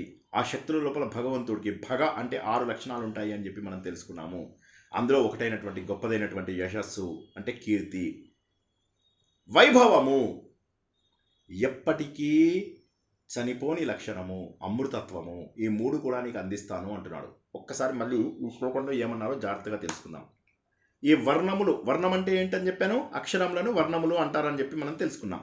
ఈ వర్ణములు ఏవైతే ఉన్నాయో ఈ వర్ణముల స్వరూపము భగవంతుడు. ఈ వర్ణముల ద్వారా పదములు, పదముల ద్వారా వాక్యములు, వాక్యముల ద్వారా గ్రంథములు, ఈ గ్రంథముల ద్వారా శాస్త్రములు, శాస్త్రములు తర్వాత మంత్రములు, వేదాంతములు, వీటన్నిటి ద్వారా తెలుసుకునే ఒకే ఒక్క స్వరూపము భగవంతుడు. ఒకసారి భగవంతుడిని తెలుసుకున్న తర్వాత మనము భగవంతుడమే అయిపోతాము. ఎందుకంటే సత్యాన్ని తెలుసుకున్న తర్వాత మనమే సత్యమవుతాము అని హిందూ మతం చెప్తుంది. మళ్ళీ ఒకసారి చెప్తా, జాగ్రత్తగా వినండి, ముద్రించుకోవాలి. సత్యమును తెలుసుకున్న తర్వాత నువ్వే సత్యం అయిపోతావు. ఇప్పటి వరకు అసత్యమైనటువంటి ఏం సార్, అసత్యం ఏంటి సార్, మీరు మాట్లాడుతున్నది మాకు వినిపిస్తోంది, అప్పుడప్పుడు వింటాం తెలుసా, మేము మనిషినే బ్లూ మూన్, మీరు చెప్పే మాటలు మేము వింటాం, ఎందుకు వినం? ఏం మాట్లాడుతున్నారు? ఇది సత్యం, పూర్తి సత్యం, ఒప్పుకుంటా, నేను కూడా ఒప్పుకుంటా అది సత్యం అని. సత్యం అంటే ఏంటి? మారనిది. కానీ నేను మారిపోతున్నాను కదా. నేను చిన్నప్పుడు బేబీలాగా ఉండేవాడిని, మరి ఇప్పుడు తెల్లగడ్డం వచ్చింది. 54వ బర్త్డేలో మొన్ననే చేసుకున్నాం మనం. మారిపోయానంటే నేను శాశ్వతం కాదు, నేను సత్యం కాదు. కానీ నాలో ఈ శరీరం సత్యం కాదు. మీరు నన్ను చూస్తున్నారు ఏదైతే ఉన్నదో అది సత్యం కాదు. ఇంద్రియాల ద్వారా మీరు నన్ను చూస్తూ, ఇంద్రియాల ద్వారా మాట్లాడుతున్న నన్ను చూస్తున్నారు, నేను సత్యం కాదు. మరి నేను ఎవరు సత్యము? మరి ఇచ్చిన అవయవాలతో తప్ప భగవంతుని ఎట్లా కనుక్కుంటాం? మీరే చెప్పండి. ఇప్పుడు భగవంతుడు ఏమన్నాడు? సత్యం కాదు అన్నాడు, తనని కనుక్కోమన్నాడు. ఇచ్చిన అవయవాల ద్వారానే భగవంతుని కనుక్కుంటామా? ఇవ్వని వాటితో కనుక్కుంటామా? ఇచ్చిన వాటితో కనుక్కోవాలి. ఎలా కనుక్కోవాలి? మనస్సు, బుద్ధి, ఆనందము. అందుకోసం కావాల్సినటువంటి మొదటి స్టెప్ శబ్దము. శబ్దము ద్వారా శక్తి వస్తుంది. అప్పుడు మనస్సుని దాటి మనము బుద్ధి స్థాయికి వెళ్తాము. మళ్ళీ ఒకసారి జాగ్రత్తగా వినండి. శబ్దముల ద్వారా అత్యంత శక్తి వస్తుంది. ఆ శక్తి ద్వారా మన మనస్సుకి విచక్షణ జ్ఞానం వస్తుంది. సార్ ఇది ఒక్కసారి ఇంక ఎక్స్ప్లెయిన్ చేయండి. వెరీ గుడ్, ఎక్స్ప్లెయిన్ చేస్తా. ఇప్పుడు మీరు 4వ తరగతి చదివిన వాడికి, ఇంటర్మీడియట్ చదివిన వాడికి డిఫరెన్స్ ఉంటుంది. ఇంటర్మీడియట్ చదివిన వాడికి, డిగ్రీ చదివిన వాడికి డిఫరెన్స్ ఉంటుంది. డిగ్రీ చదివిన వాడికి, ప్రపంచం అంతా తిరిగిన వాడికి డిఫరెన్స్ ఉంటుంది. అవునా కదా? విచక్షణ జ్ఞానం ఉంటుంది. విచక్షణ జ్ఞానంతో పాటు ముఖంలో ఒక గ్లో కూడా వస్తుంది. చదువుకున్న వాడికి, చదువు లేని వాడికి ఒకే రకమైన బట్టలు వేసి చూడండి, కొంత తేడా మీరు గుర్తించగలుగుతారు. వారు మాట్లాడే పద్ధతిలో కావచ్చు, శైలిలో కావచ్చు. సో ఏమవుతుందంటే చదువు అనేది, నేను అనేది ఒక మన ఇంగ్లీష్ చదువే కాదు, ఏ విద్య చదివినా సరే విద్య మనకు ఒక రకమైనటువంటి ఆనందాన్ని కలగజేస్తుంది. ఆ ఆనందం మీ ముఖంలో ప్రస్ఫుటం అవుతుంది, మీ కళ్ళలో తెలుస్తూ ఉంటుంది, మీ ముఖంలో గ్లో లాగా కనిపిస్తూ ఉంటుంది. అప్పుడు మీకు భగవంతుడి యొక్క తత్వాన్ని తెలుసుకోవడానికి మీరు సిద్ధంగా ఉన్నట్టే. అప్పుడు శబ్దముల ద్వారా మీరు భగవంతుడి యొక్క శక్తిని గుర్తిస్తూ, మంత్రముల ద్వారా శక్తిని గ్రహిస్తూ, భగవంతుడి యొక్క శాస్త్రములు చదవడం ద్వారా భగవంతుని అర్థం చేసుకుంటూ, మనస్సుని బుద్ధి ద్వారా అంటే విచక్షణ ద్వారా తెలుసుకుంటాము. ఈ పాయింట్ అర్థం కాని వాళ్ళు మాత్రమే అడగండి, ఇంకా వేరేవేం అడగద్దు. ఈ పాయింట్ అర్థం కాని వాళ్ళు, విచక్షణ జ్ఞానం పెరుగుతుంది అన్నాను, అది అర్థం కాని వాళ్ళు అడగండి. జై శ్రీకృష్ణ. సార్ ఇది ఇంకొకసారి చెప్పండి సార్. దేవుడిని ఎలా తెలుసుకుంటాం నాకు చెప్పండి. కళ్ళతో కనిపించాడు దేవుడు. సార్ పోతనకు కనిపించి వదిలేయండి, వాటి గురించి మనం మాట్లాడద్దు ఇక్కడ. పోతనకు కనిపించాడు, అన్నమయ్యకు కనిపించాడు, వదిలేయండి. మీకు కళ్ళకు కనిపించాడు దేవుడు. మనస్సు చేత తెలుసుకోవాలి, బుద్ధి చేత, మనస్సు చేత. Correct 100% correct. అదే ఇప్పుడు మనం చెప్పబోతున్నాం. చేతుల ద్వారా తెలుసుకోలేము, కాళ్ళ ద్వారా తెలుసుకోలేము, కళ్ళ ద్వారా తెలుసుకోలేము, ముక్కు ద్వారా తెలుసుకోలేము, చర్మం ద్వారా తెలుసుకోలేము. 5 జ్ఞానేంద్రియాలు, 5 కర్మేంద్రియాల ద్వారా మనం భగవంతుడిని తెలుసుకోలేము. కాబట్టి మనసులో కోరిక నిలుపుకోవాలి. మనం ఏం చేస్తాము? మనసుని పరిపది విధాల పోనిస్తాం. అలా కాకుండా మనస్సుని నాకు ఈ కోరిక కావాలి, ఇదేంటో సత్యం తెలుసుకోవాలి అనే కోరిక ఉంటే విచక్షణ జ్ఞానం కలుగుతుంది. విచక్షణ అంటే ఏది మంచి ఏది చెడు అని చెప్పి నిశ్చయించుకునేది. మనసే తప్పుదారిలో వెళ్తే బుద్ధి అనేది లేని వాళ్ళు, నీకు బుద్ధి లేదా రా అంటారు. మనస్సు ఉంటే బుద్ధి కూడా ఉండాలి కదా. మనస్సు, బుద్ధి, చిత్తము, అహంకారం 4 ఒకటే భాగముని మనము అంతఃకరణాలు అని చెప్పి 4 భాగాలుగా చేసాము. ఒకటే పార్ట్ అది. అందులోనే మనస్సు ఉంది, అందులోనే బుద్ధి ఉంది, అందులోనే చిత్తం ఉంది, అందులోనే అహంకారం ఉంది.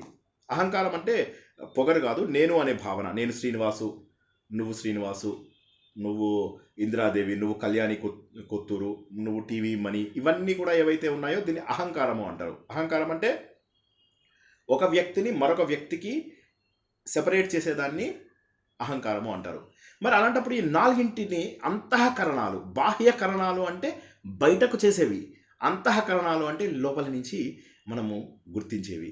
ఆ అంతఃకరణాలలో మనస్సుకి సంకల్పములు చేసే శక్తి ఉంటుంది, బుద్ధికి విచక్షణ చేసే శక్తి ఉంటుంది. బుద్ధి ద్వారా మనం భగవంతుని తెలుసుకుంటాము. మనసులో సరైన సంకల్పములుంటే, భగవంతుని తెలుసుకోవాలనే కోరిక ఉంటే, భగవంతుడే తనకు సంబంధించినవన్నీ పడేస్తాడు ముందు. తీసుకో తీసుకో తీసుకో తీసుకో అని చెప్పి పడేస్తాడు. అప్పుడు తెలుసుకుంటాం మనం. శ్రద్ధవాన్ లభతే జ్ఞానం అని అన్నాడు కదా, దాన్ని నేను, అది సంస్కృతంలో ఉందని నేను సింపుల్గా తీసుకో తీసుకో తీసుకో తీసుకో అన్నాను అనమాట. దాన్ని కరెక్ట్ తెలుగు ట్రాన్స్లేషన్ అనమాట. శ్రద్ధవాన్ లభతే జ్ఞానంకి కరెక్ట్ ట్రాన్స్లేషను ఇదన్నమాట. తీసుకో తీసుకో తీసుకో తీసుకో అని. ఎవరైతే శ్రద్ధగా ఉంటారో వారికి మాత్రమే జ్ఞానము లభిస్తుంది. భగవానుడు అత్యద్భుతమైనటువంటి శక్తిని మనకు ఈ శబ్దం ద్వారా అందిస్తూ, బాబు ఈ శబ్దం ద్వారా వచ్చే శక్తి ద్వారా నీ సంకల్పములను దృఢంగా చేసుకో. ఎందుకంటే శబ్దములు ఎప్పుడైతే సరైన ఫ్రీక్వెన్సీ అందుకుంటాయో, ఇది నా స్టూడెంట్స్ని నేను, మీ అందరికీ తెలుసు, నేను గీతా పరివార్లో కొన్ని సంవత్సరాల కొన్ని నెలల పాటు నేను ట్రైనర్గా ఉన్నాను అనమాట. అయితే అక్కడ ఉన్నప్పుడు నా స్టూడెంట్స్ కొంతమంది నన్ను క్వశ్చన్ చేశారు, సార్ మీరు మాట మాటకి శబ్దశక్తి అంటున్నారు కదా, ఎలా నిరూపించండి, మనం వినే ఫ్రీక్వెన్సీ ఎంతో ఎవరైనా చెప్పగలరా? ఎంత నుంచి ఎంతవరకు వినగలుగుతాం మనం? Hertz 20 to 20,000 hertz. 20 నుంచి 20,000 హర్ట్జ్ వరకు మాత్రమే వినగలుగుతాము. 20 కంటే తక్కువ ఉన్నవి మనం వినలేము, 20,000 కంటే ఎక్కువ ఉన్నవి కూడా మనం వినలేము. వీటిని అల్ట్రాసోనిక్, సూపర్ సోనిక్ అంటాము. అవి మనం వినలేము. మన వేద మంత్రములను సరిగా చదివిన వారికి, భగవద్గీత శ్లోకములను సరిగా చదివిన వారికి తెలిసే ఆశ్చర్యకరమైన విషయం ఏంటంటే, ఇంట్లో అందరూ ప్రాక్టీస్ చేసి నా ఎగ్జామ్స్ అయ్యే లోపల నాకు నెల రోజుల లోపల రిపోర్ట్ ఇవ్వాలి. ఇప్పుడు ఎంతమంది, బోల్డ్ ఎంతమంది ఉన్నారు గ్రూప్లో, అందరూ కూడా నాకు ఒక రిపోర్ట్ ఇవ్వాలి. ఇందులోపల నిజమైన ఉచ్చారణ, సరైన ఉచ్చారణ చేస్తున్న ప్రతి ఒక్కరూ భగవద్గీతలో మీకు వీలైనన్ని శ్లోకాలు, ఎస్పెషల్లీ 12, 15 అధ్యాయాలు, ఇప్పుడు ఎలాగో 2వ అధ్యాయం నేర్చుకుంటున్నారు కాబట్టి 2వ అధ్యాయం సరైనటువంటి ఉచ్చారణ ద్వారా చదవండి. చదివి మీరే రికార్డ్ చేయండి. ప్లీజ్ ప్లీజ్ ఇన్స్ట్రక్షన్స్ జాగ్రత్తగా వినాలి. విని అది ఎంత ఫ్రీక్వెన్సీ ఉందో చెప్పండి నాకు. 20,000 దాటిపోతుంది. మీకు తెలుసా ఆ విషయం? మీకు తెలియకుండా 20,000 దాటుతుంది.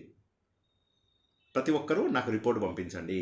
సార్ మీరు చెప్పినట్టుగా మేము రికార్డ్ చేసాము, దాన్ని కంప్యూటర్కి కనెక్ట్ చేసి దాని ఫ్రీక్వెన్సీని మేము టెస్ట్ చేసాము. There are multiple tools. మీరు వాటితో చెక్ చేసి ఆ శబ్దంలను 20,000 దాటుతాయా లేదా చూడండి. అంటే సృష్టి లోపల మనిషి వినలేడు, 20,000 కంటే అనలేడు అనుకున్నటువంటి శబ్దాలు ప్రపంచమంతా కూడా సైన్స్ ఒప్పుకుంటుంది 20 నుంచి 20,000 అని. మరి అటువంటిది మీరు 20,000 ఎలా దాటించగలుగుతున్నారు? కాబట్టి మన వేదములలో శక్తి ఉంది. లలితా సహస్రనామము, విష్ణు సహస్రనామము, భగవద్గీత, ఇవన్నీ ఏవైతే ఉన్నాయో మీకు అత్యద్భుతమైనటువంటి శక్తిని ఇవ్వడమే కాకుండా ఈ జన్మ, మృత్యు, జర వీటన్నింటిలోంచి మనము బయటకు వచ్చేసేసి విశ్రాంతిగా ఉండగలుగుతాం. ఎందుకంటే ఎప్పుడైతే మీరు సత్యాన్ని తెలుసుకుంటారో అప్పుడు వీటన్నిటికీ మనము నిర్లిప్తంగా ఉంటాం. ఎప్పుడైతే మీరు మానసికంగా ఆరోగ్యంగా ఉంటారో అప్పుడు శారీరకంగా ఆరోగ్యంగా ఉంటారు. చాలామందికి భయం, మేము వృద్ధాప్యంలో ఉన్నప్పుడు మమ్మల్ని ఎవరు చూస్తారు? శ్రీనివాస్ గారు మీరేమో వీళ్ళకి దూరంగా ఉండండి, వాళ్ళకి దూరంగా ఉండండి అంటారు. అంటే జన్మ, మృత్యు, జరా, వ్యాధులకు భగవంతుడు శబ్దశక్తి ద్వారా మిమ్మల్ని దూరం చేస్తాడు. ఎందుకంటే అన్ని ఉపనిషత్తులలో, ఉపనిషత్తు అంటే ఏంటి ఎవరన్నా మీనింగ్ చెప్పగలరా? చివర వచ్చే ఉపనిషత్తు సార్. అవును, వేదములకు చివర వచ్చే ఉపనిషత్తులు. ఇంకెవరైనా?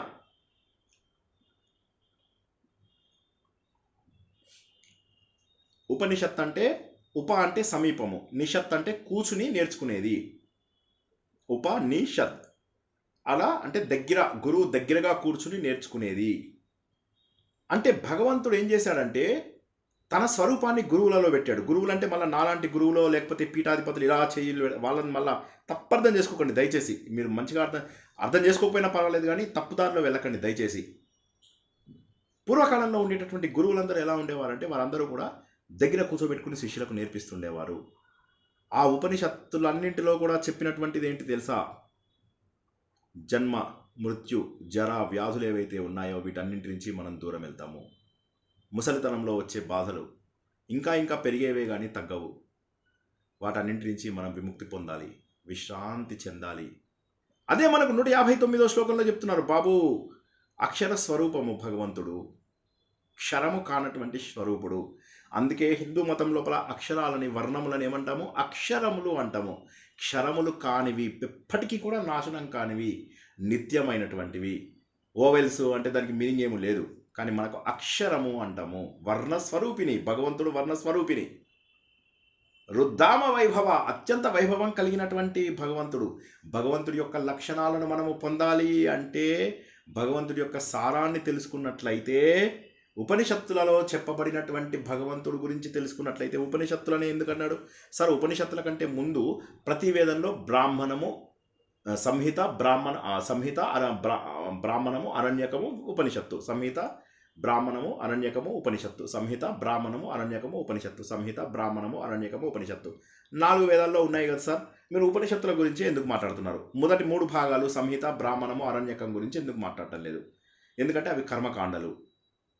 కర్మకాండలలో భగవంతుడిని ఉపాసన చేయడం ఎలా అనేటటువంటిది మాత్రము తెలుపబడింది. కానీ చివరగా ఉన్నటువంటి ఉపనిషత్తులు ఏవైతే ఉన్నాయో, ప్రతి వేదమునకు చివర ఉండే ఉపనిషత్తులు అవి దగ్గరగా కూర్చుని నేర్చుకునేవి. ఎందుకంటే దానికి బుద్ధితో పని. ఉదాహరణకి కర్మకాండలు ఎలా చేస్తాను చెప్పండి?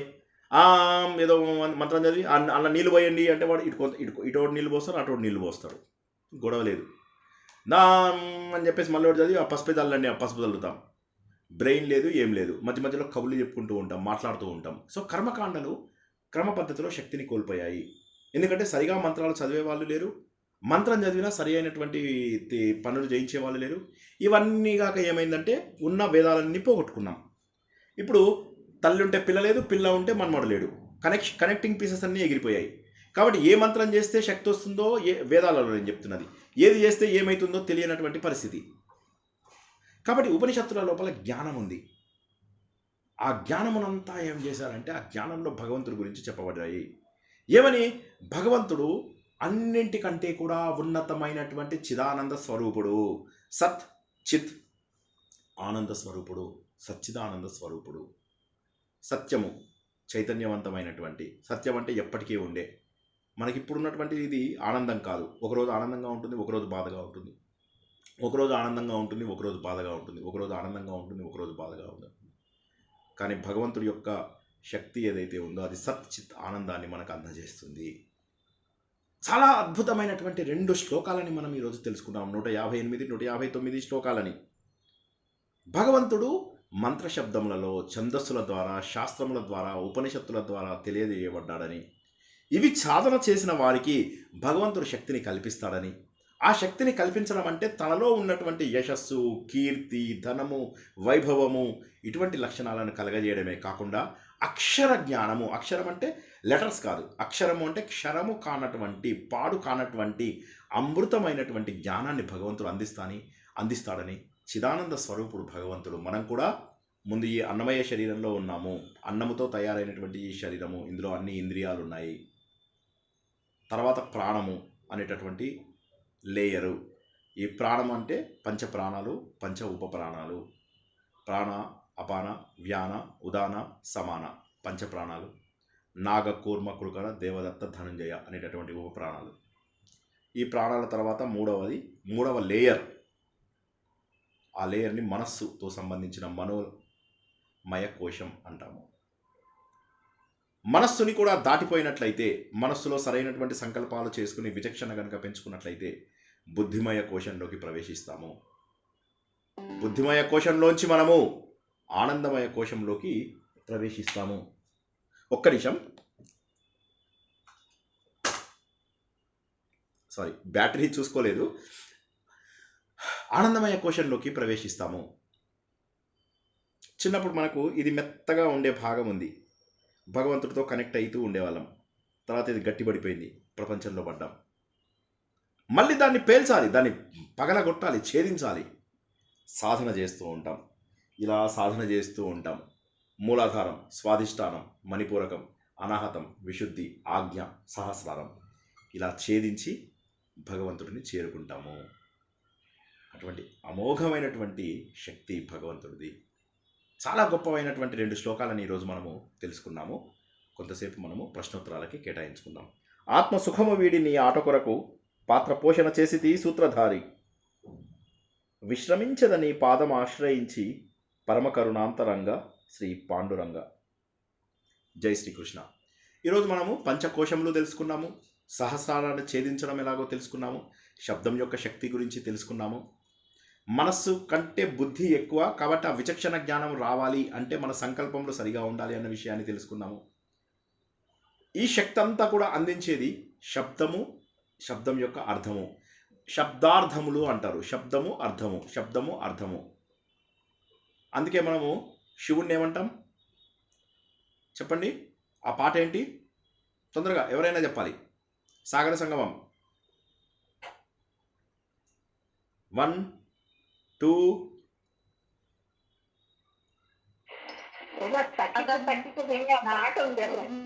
కాదండి, నాద వినోదము కాదు. వేదం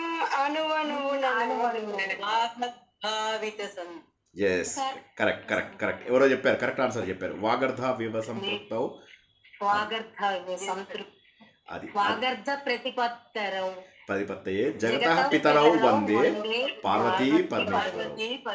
వాక్కుకి అర్థమునకు, శబ్దమునకు, అర్థమునకు మూలమైనటువంటి ఆ పరమేశ్వరుడికి నేను స్తుతిస్తున్నాను. మనము వేదం తెలుసుకున్నప్పుడు ఇవన్నీ కూడా తెలుసుకుంటాము. అందరూ కూడా ఈ రోజు నుంచి గర్వంగా, ఆనందంగా, సంతోషంగా ఉండండి. దుఃఖం అనేది మీ దగ్గరికి రానియకండి. దుఃఖం మీ దగ్గరికి వచ్చిందంటే, ఓ దుఃఖమా నువ్వు నా స్వరూపం కాదు, ఎందుకు వచ్చావు నా దగ్గరికి, పో. మీ ఇంట్లోపల ఒక మీ ఇల్లు శుభ్రంగా ఉంచుకున్నారు, బయట నుంచి ఒక మురుగు కాళ్ళతో ఎవడో వచ్చాడు, రాణిస్తారా ఇంట్లోకి? రానియరు. వేరే దోమలు, చీమలు మీ ఇంట్లోకి రావడానికి రాణిస్తారా? రానియరు. అదేవిధంగా మీలోకి దుఃఖాన్ని రానిచేయకండి. అదే భగవంతుడు మనకు తెలియజేస్తున్నటువంటిది. జై శ్రీకృష్ణ. కొద్దిసేపు ప్రశ్నోత్తరాలకి జవాబు తీసుకుందాం. అందరికీ అర్థమైందని ఆశిస్తున్నాను. కొద్దిగా కష్టమైన విషయమే, అందుకే రెండే శ్లోకాలే చెప్తున్నాను. నాకు తెలుసు 5-10 శ్లోకాలు కూడా చెప్పచ్చు, కానీ అది టఫ్ టాపిక్. వాక్కు, అర్థము, ఈ రెండిటికి సంబంధాన్ని మనం తెలుసుకున్నాం. భగవంతుడు రకరకాల దేవతలను వాటికి అందించడం ద్వారా మనకు ఆ శక్తిని అందించడము, వాటిని బీజాక్షరాల్లో కూడా నిక్షిప్తం చేయడము, మంత్ర రూపాలలో మనం వాటికి అందించడము, అవి చేయడం ద్వారా మన లోపల శక్తి రావడము. సిన్సియర్గా చేయాలి. ఇవన్నీ కూడా సిన్సియారిటీ ఈజ్ మోర్ ఇంపార్టెంట్. వీటన్నిటిని అర్థం చేసుకోవడము, సరైనటువంటి సంకల్పముల ద్వారా, సరైనటువంటి విచక్షణ ద్వారా మనం వీటిని అర్థం చేసుకోవాలి. అర్థం చేసుకున్న తర్వాత భగవంతుని చేరుకోగలుగుతాము. ఏ ప్రశ్నలున్నా అడగండి ఇప్పుడు, మొహమాటలు లేకుండా. ప్రశ్నలు లేవు అంటే 159లోని ఈ సర్వోపనిషద్ దిగ్గుష్ట కొంచెం ఒక్కసారి సర్వ చెప్పండి. సర్వ ఉపనిషత్తులలో చెప్పబడినది అని చెప్పి మనం ఇందాక చెప్పుకున్నాం. అంటే ఏంటి? సర్వ ఉపనిషత్తుల లోపల భగవంతుడు ప్రూవ్ చేయబడ్డాడు. ఏమని? ఉపనిషత్తులు అంటే ఏంటి? ఇందాక చెప్పుకున్నాం మనము, దగ్గర కూర్చుని నేర్చుకునేటటువంటి జ్ఞానం, నేర్చుకునేటటువంటి జ్ఞానం.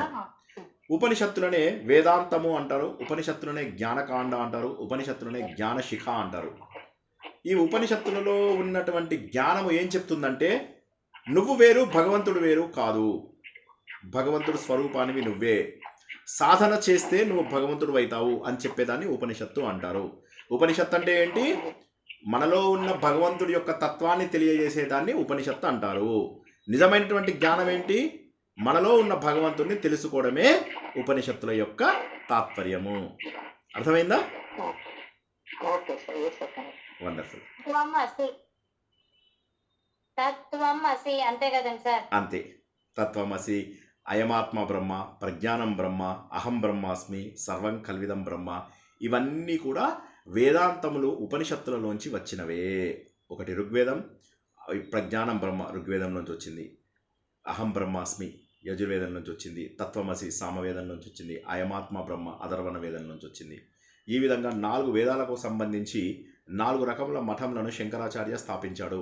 పూరి లోపల ఋగ్వేదము, కింద ఉన్నటువంటి శృంగేరిలో యజుర్వేదము, ద్వారకాలో సామవేదము, పైన జోషిమఠ్ లోపల అథర్వణ వేదము. క్లియర్? అందరికీ క్లియరా? జై శ్రీకృష్ణ మేడం. ఇప్పుడు మీరు తలములు అన్నారు కదా, కింద లోకాలనే తలములు అంటారా, పై లోకాలనే అన్ని తలములు అంటారా? తలము అంటే ఏంటంటే ఒక ప్లెయిన్ సర్ఫేస్ అని, ఒక లోకము అని మీనింగ్. అయితే వాటికి అలా రసాతలం అవన్నీ పేరు పెట్టారు, కానీ వీటిని కూడా తలములు అనొచ్చు. తలము అంటే ఒక ప్లెయిన్ సర్ఫేస్ అని. మనం ఇందులో చదువుకోలేదు, చిన్నప్పుడు మ్యాథమెటిక్స్ తెలుగు మీడియంలో చదువుకున్న వాళ్ళకి తెలుస్తుంది. ఒక తలమును తీసుకోండి అని చెప్పి. తలము అంటే ఒక ప్లెయిన్ సర్ఫేస్ అని మీనింగ్ అన్నమాట. కాబట్టి అన్నింటినీ అంటారు. మనం పాతాళ లోకంలో ఉండలేదు, మనం భూలోకం ఉన్న వాళ్ళని కూడా భూతలం అంటారు. భూతలం అంటారు.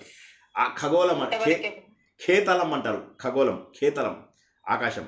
తలం, ఖే అంటే ఆకాశం, ఖే. ఖగోళం, ఖేతలం, ఖగాయ నమః అని చెప్పి సూర్యుని అంటాను చూడండి, ఖగాయ నమః. అలాగా ఖగము ఆకాశం అని. అలాగే ఇప్పుడు శాఖ అని ఉంది, శాఖ అంటారు. శాఖ అంటే ఏంది? షే అంటే షేయతే, పడుకుంది. ఖా అంటే ఖా, పై వైపు, పైకి చూస్తూ పడుకుంది అన్నమాట. శాఖ, కొమ్మలన్నీ పైకి చూస్తూ పడుకున్నాయట.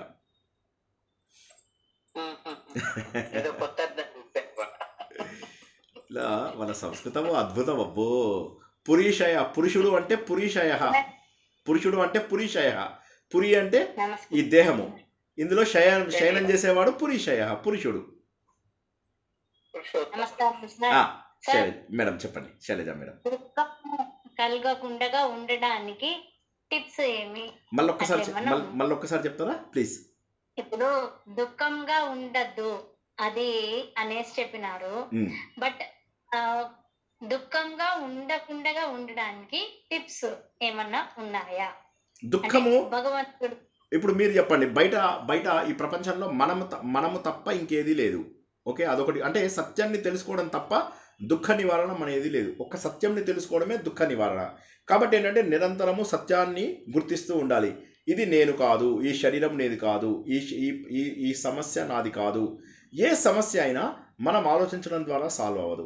మానవ ప్రయత్నం చేసి మిగతా వాటికి దుఃఖపడకుండా ఉండాలి. నేను దుఃఖపడకూడదు అంతే, అలా అనుకోండి, అంతే. గట్టిగా నిశ్చయించుకోండి. నిశ్చయమే సరైనటువంటి బ్రెయిన్కి మనం నిరంతరము చెప్పుకుంటూ దుఃఖం వచ్చిన ప్రతిసారి నో. శ్రీనివాస్ గారు చెప్పారు, కృష్ణుడు చెప్పాడట ఆయనకి. అంటే నాకు కళలో వచ్చి చెప్పలేదు కృష్ణుడు, మన గ్రంథంలో చెప్పాడు. ఏడవద్దు అని చెప్పాడు. ఏడవద్దు నుంచి ప్రారంభమై ఏడవద్దుతో ఎండ్ చేశాడు భగవంతుడు. చేసి అర్జునుడికి పిల్లలందరూ చనిపోయారు, మిగిలిన ఒకే ఒక్క మనవడు బతికాడు, మిగతా వాళ్ళందరూ చనిపోయారు. అయినా కూడా అర్జునుడు ఏడవలేదు. ఏమన్నాడు? భగవంతుడు నా పక్కన ఉంటే చాలు అని. కాబట్టి భగవంతుడు నా పక్కనున్నాడు అనుకుంటే దుఃఖం అంతా దూరం అవుతుంది. భగవంతుడు నా పక్కనున్నాడు, నాలోనే ఉన్నాడు అన్ని నిరంతరము తలుచుకుంటే, ఆ తలుచుకోవడం కోసమే ఈ బొట్టు పెట్టుకుంటాము.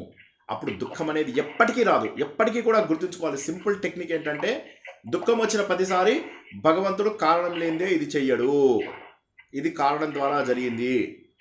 ఏ కారణం, ఎందుకంటే ప్రపంచంలో ఏ ప్రాబ్లము కూడా మీరు సాల్వ్ చేయలేరు. గుర్తుంచుకోండి. వేలాది మంది, లక్షలాది మంది చనిపోతూ ఉంటారు.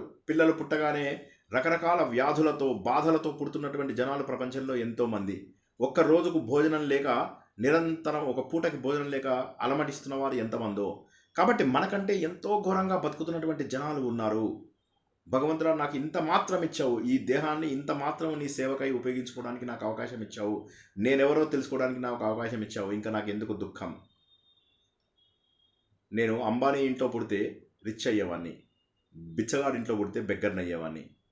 కానీ మనం ఉన్నటువంటి పరిస్థితి ఇప్పుడు ఎలా ఉంది అంటే, ఇంత మాత్రము టీవీలో చూస్తూ, మనము టీవీల్లో వీడియోల్లో ఇవన్నీ చూస్తూ, ఒక ఇల్లు, ఒక కారు పెట్టుకుని మనం ఉన్నామంటే, చిన్నగా ఒక ఇల్లు, ఒక చిన్న కారు, ఓకే, ఒక టీవీ, చిన్న టీవీ ఉందంటే, మనం ప్రపంచంలో టాప్ 1%లో ఉన్న కిందికి లెక్క. ప్రపంచంలో టాప్ 1% మంది మాత్రమే ఇవన్నీ కలిగి ఉన్నారు. మాట్లాడే స్వేచ్ఛ, కావాల్సిన వస్తువులని కొన్ని కొనుక్కోవచ్చు, అవసరమైన దానికంటే ఎక్కువ బట్టలు, అవసరమైన దానికంటే ఎక్కువ వస్తువులు, ఇవి కలిగి ఉన్న వారు ప్రపంచంలో కేవలము 1% మాత్రమే. 99% మందికి ఇవి కూడా లేవు. ఆ 1%లో మనం అందరము ఉన్నాము. ఇప్పుడు మీరు వెళ్ళి రేపు దేవుడి దగ్గరికి వెళ్ళి, దేవుడా నాకు ఇంత అన్యాయం చేశావు అంటే, దేవుడు ఆ చెంపాయి చెప్ప వాయిస్తాడు. అక్కడ చూడు 99 అది ఉంటాయి కదా, మన రజనీకాంత్ రేలగరగా అటు చూడు అని అంటారుగా, అటు చూపిస్తారు అనమాట. చూపించేసరికి ఏమవుతుంది, అక్కడ మనకు దుఃఖంలో ఇంకా ఎంతోమంది బాధల్లో ఉన్న వాళ్ళని చూడాల్సి వస్తుంది. కాబట్టి ఏంటంటే, భగవంతుడు మనకు ఇచ్చినటువంటిది చాలా ఎక్కువ ఇచ్చాడు అని అర్థం చేసుకోవాలి. ఎప్పటికప్పుడు భగవంతుడా ఇంత కూడా నేను ఉంటాను అనుకోలేదు, నాకు ఇంతకంటే ఎక్కువ ఇచ్చావు, ఈరోజు నాకు భోజనము దొరుకుతుందా దొరకదా అనే బాధ లేదు, ఒక చోట ఒక తల్లి తనకు ఫుడ్ దొరికింది, తను తినకపోతే తన పిల్లలకు పెడితే తనకు దొరకదు. 2 రోజులు 3 రోజులు పిల్లలకే పెట్టింది, 4 రోజులు తల్లి తినేసింది. ఒక తల్లి ఒక ఫ్లడ్ సిచ్యువేషన్ లోపల తనకి ఇంత మాత్రం ప్లేసు ఉంటే తను బతుకుతుంది. తన కూతురు మీద నిలబడి తన తలని పైకి పెట్టింది, కూతురు చచ్చిపోయింది. ఎటువంటి పరిస్థితులు, ఎంత దారుణమైనటువంటి పరిస్థితులు ఒకసారి ఊహించుకోండి. ప్రపంచంలో ఉన్న దుఃఖము కొదవన. మనం ఇంత మాత్రము ఉన్నామంటే ఆ భగవంతుడికి ఎంత కృతజ్ఞతగా ఉండాలో ఊహించుకోండి. మనం కృతజ్ఞతగా ఉండక మన దుఃఖము ప్రపంచంలో పెద్ద దుఃఖము అని చెప్పి భావిస్తున్నాం. సమస్య వేరు, దుఃఖం వేరు. సమస్య సాల్వ్ అవుతుందని నేను అనను, దుఃఖము సాల్వ్ అవుతుంది. ఇది అందరికీ చెప్తున్నానో మేడంకి చెప్తున్నాను అనుకోకండి దయచేసి. ఎప్పటికప్పుడు నిరంతరము కూడా నేను భగవంతుడి స్వరూపంని, నాకు వచ్చినటువంటిది it is meant to be, నాకు రావాల్సినటువంటిదై ఉంది, ఆ సమస్య నాకు వచ్చేది ఉంది కాబట్టే నేను అనుభవిస్తున్నాను అని చెప్పి గుర్తించిన వాళ్ళు మాత్రమే ఈ సమస్యల నుంచి దూరం అవ్వగలుగుతారు. ఆ భావన నిరంతరం ఉండాలి, ఆ భావన నిరంతరం ఉండాలి. నేను అదృష్టవంతుడిని, నేను అదృష్టవంతుడిని, నేను అదృష్టవంతుడిని, నేను అదృష్టవంతుడిని, నిరంతరం అదే భావనలో ఉండాలి. అప్పుడు మాత్రమే మనము భగవంతుడికి దగ్గర అవ్వగలుగుతాము. దుఃఖం వచ్చినప్పుడల్లా నేను సుఖ స్వరూప ఆత్మని, అనుకోవాలి. ఆత్మని అని అనుకుంటే 10 సార్లు అనుకుంటే 11వ సారి ఆటోమేటిక్గా అలవాటు అవుతుంది. ఇప్పుడు మీరు ఉదాహరణకు తీసుకున్నట్లయితే, ఇప్పుడు మీరు సైకిల్ దొక్కుతారు, ఫస్ట్ టైం జాగ్రత్తగా దొక్కుతారు, రెండోసారి జాగ్రత్తగా దొక్కుతారు. కార్ నడిపిస్తారు, నడిపించినప్పుడు A B C, accelerator, brake, clutch, okay ఇక్కడ హ్యాండ్ బ్రేక్, ఇంత జాగ్రత్తగా నడిపిస్తారు కారు. కొన్నాళ్ళ తర్వాత సెల్ ఫోన్ ఇక్కడ పెట్టుకుంటారు, ఈ చేత్తో నిలబెడుతుంటారు, నడిపించేస్తుంటారు కారు. అదేవిధంగా భగవంతుడి విషయంలో కూడా సమస్యలు వచ్చిన ప్రతిసారి కూడా మీరు ఇది ఇలా జరగాల్సింది కాబట్టి జరిగింది అనుకున్నట్లయితే మీకు శక్తి వస్తుంది. కాబట్టి ఎప్పుడు కూడా ఎప్పుడు కూడా మన కాళ్ళు నేల మీద ఉంటే సరిపోదు. ప్లీజ్ అందరూ వినాలండి, ప్లీజ్ ప్లీజ్ రిక్వెస్ట్. తల కూడా నేల మీదే ఉండాలి. కాళ్ళు నేల మీద ఉంటే సరిపోదు, తల నేల మీద ఉండాలి. చాలామందికి తల ఆకాశంలో ఉంటుంది.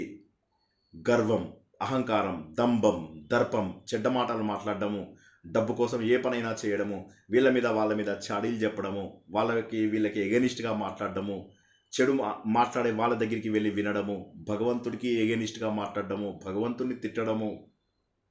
భగవంతుడి విషయాలను కూడా గొప్పగా నేను విఐపి దర్శనం చేసుకున్నా. సో వాట్, భగవంతుడికి ఎవరో విఐపీలు కాదు. భగవంతుడు ఏమన్నాడు, నాకు అందరూ సమానమే, నీ కర్మ నేను నీకు ఇస్తాను అంతే అని చెప్పి అన్నాడు.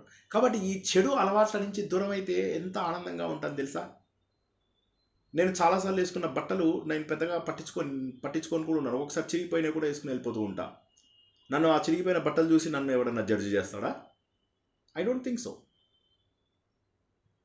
డెఫినెట్లీ టికెట్ కూడా స్వామివారే ఇప్పించారు మనకి. ఏమ్మా ఆ విఐపి టికెట్ కూడా స్వామివారే ఇప్పించినట్టు మనకి. అలా అనుకో, అలా కాకుండా అసలు అంటే ఇప్పుడు నేనేమంటానంటే విఐపి టికెట్ అనేది తీసుకున్నది అంటే మనకు అంత సమయం ఉన్నట్టే కదా లెక్క. సమయం లేనప్పుడు అర్జెంటుగా ఇప్పుడు మీరు ఒక ఊరు నుంచి ఇంకో ఊరు వెళ్తున్నారు, అప్పుడు మీరు ఒక స్పెషల్ టికెట్ తీసుకుని దర్శనం చేసుకుంటే తప్పులేదు.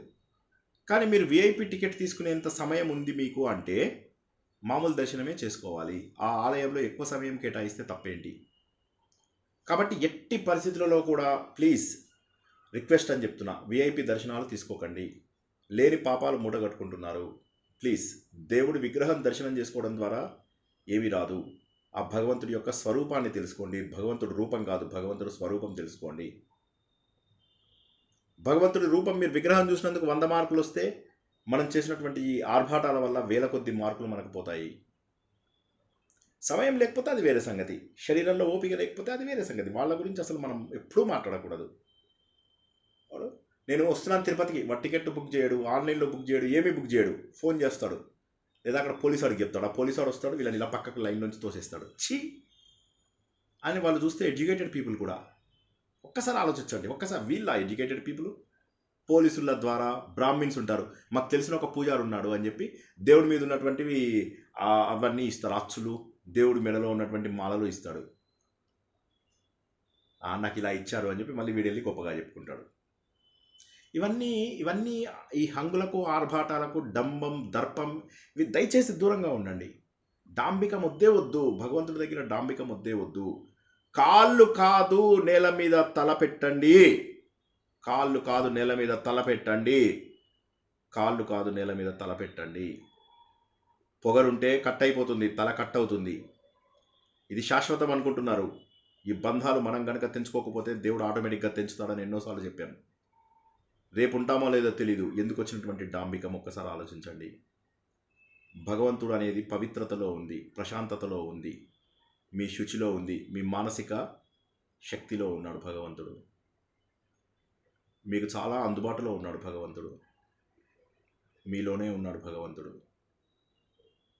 మీ మాటల్లో, మీ ఊపిరిలో, మీ హృదయంలో, మీ నయనంలో, మీ చెవులలో, మీ జ్ఞానశక్తిలో, మీ స్పర్శ శక్తిలో, మీ కార్యశక్తిలో, మీ గమన శక్తిలో భగవంతుడే భగవంతుడు. ఆయన లేకపోతే ఈ శరీరం ఇక్కడ పడిపోతుంది. భగవంతుడు లేని పదార్థమే లేదు. భగవంతుడు స్వరూపులైనటువంటి వారిని ఎలా మనం చెడుగా చూడగలుగుతాం? ఏనుగుని, కుక్కని, కుక్క మాంసం తినేవాడిని అందరినీ సమానంగా చూడాలి.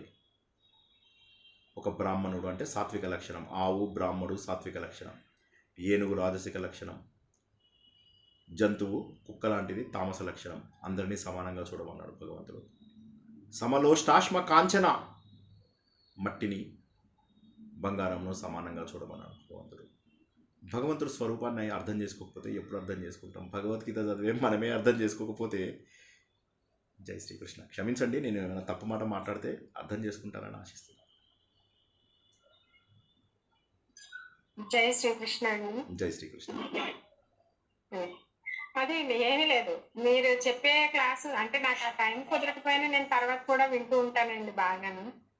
నాకు అనిపించింది ఏంటంటే ఒక ఈ విచక్షణ అది జ్ఞానం మనం ప్రతి శబ్దం నుంచి, ప్రతి వాక్కు నుంచి, మన శరీరంలో ఉన్న ప్రతి ఇది నుంచి కూడా మనం చెప్పుకుంటున్నాం భగవంతుడే ఇలా ఉన్నాడు. ఇంకా ఏ ఉదాహరణ చెప్పినా మీరు దాన్ని ఎంతో చక్కగా సైంటిఫిక్ గానే చెప్తున్నారు. అంత బాగుంది. నాకు అర్థమైన విషయం ఏమిటంటే ఇంత నాలెడ్జ్ ని అందరూ తెలుసుకోలేకపోతున్నారు. తెలుసుకోవాలంటే మనం చేయడానికి ఏదైనా మార్గాలు ఉన్నాయా? అందరూ తెలుసుకోవాలంటే ఎవరి దారి వారిదే. ఇప్పుడు ప్రపంచంలో ఎవరి అదృష్టము, ఎవరి శ్రద్ధ వారికి. భగవంతుడు ఒక మాట ఏం చెప్పాడు? శ్రద్ధవాన్ లభతే జ్ఞానం అని చెప్పిన భగవంతుడే కోట్ల మందిలో ఎంతో వేలాది మందిలో ఏ ఒక్కరో ప్రయత్నం చేస్తారు. ఆ ప్రయత్నం చేసిన ఎంతో మందిలో ఒక్కడు మాత్రమే గ్రహిస్తాడు అని చెప్పి భగవద్గీతలో చెప్పాడు. ఇప్పుడు చెప్పండి ఒక్కసారి, భగవద్గీతలో ప్రతి అర్థము ఉందా లేదా? భగవద్గీత అందరూ కంఠస్థం చేశారు, కానీ భగవద్గీత ఒక్కటి జీవితానికి అన్వయించుకుంటే ప్రతి దానికి మనకు సొల్యూషన్ వస్తుందా లేదా ఒక్కసారి ఆలోచిద్దాం. కాబట్టి జ్ఞానం అందరికీ ఉంది. ఇప్పుడు చాలా మంది నన్ను అంటారు, నువ్వు షార్ట్స్ చెయ్యి, లేకపోతే నువ్వు ఇంత సాఫ్ట్వేర్ ఇంజనీర్వి, నువ్వు ఇంత సైబర్ సెక్యూరిటీ ప్రొఫెషనల్వి, నువ్వు తలుచుకుంటే ఎంతసేపు వేలాది లక్షలాది రూపాయలు సంపాదించవచ్చు. ఎంతోమంది మోసాలు చేసి సంపాదిస్తున్నారు వ్యూస్. నువ్వెందుకు నీ స్టూడెంట్స్కు తప్ప ఎవరికి షేర్ చేయవని. నేనేమంటానంటే, నాకు డబ్బు కోసము వద్దు, ఈ క్లిక్ బేస్డ్ ఇన్కమ్ వద్దు, ఈ అడ్వర్టైజింగ్ ఇన్కమ్ వద్దు. అడ్వర్టైజ్ చేయాల్సిన అవసరం లేదు. భగవంతుణ్ణి ఎవరికి చేరాలో అది వారికి చేరుతుంది జ్ఞానము. అంతే. శ్రద్ధవాన్ లభతే జ్ఞానం. అదే నేను అనేది వయసుతో నిమిత్తం ఉన్నది కాదు కదండి. విచక్షణ అనేది కూడా అంతే.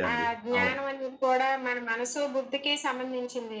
ఆ మనసు బుద్ధి దేవుడు ఎవరి ప్రారంభాన్ని బట్టి వాళ్ళకి ఇచ్చాడంటారా? ప్రారంభాన్ని బట్టి కాదు, కొంత అంటే ఒకటైతే ఉంది. ఎస్ అంటే రెండు. ఇక్కడ ఈ మాట ఇంతకు ముందు కూడా ఒకరు అడిగారు, కాబట్టి దానికి సరైన జవాబు చెప్పాలి. మంచి ప్రశ్న. కొన్ని విషయాలు ప్రారంభం ద్వారా వస్తాయి, కొన్ని విషయాలు మనం చేసుకునే సంకల్పం ద్వారా వస్తాయి, కొన్ని మనకు జీవితంలో మార్పులను తెస్తాయి.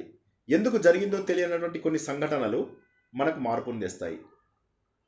జీవితంలో మనకు వచ్చేటటువంటి పశు, పత్ని, సుత, ఇవన్నీ కూడా మనకి ఏవైతే ఉంటాయో ఇవన్నీ కూడా మనకు భగవంతుడు ఇచ్చినటువంటి ఫేట్ ద్వారానే వస్తాయి. పశువులు అంటే డబ్బుని పశువులు అంటారు. పత్ని అంటే భార్య లేదా భర్త.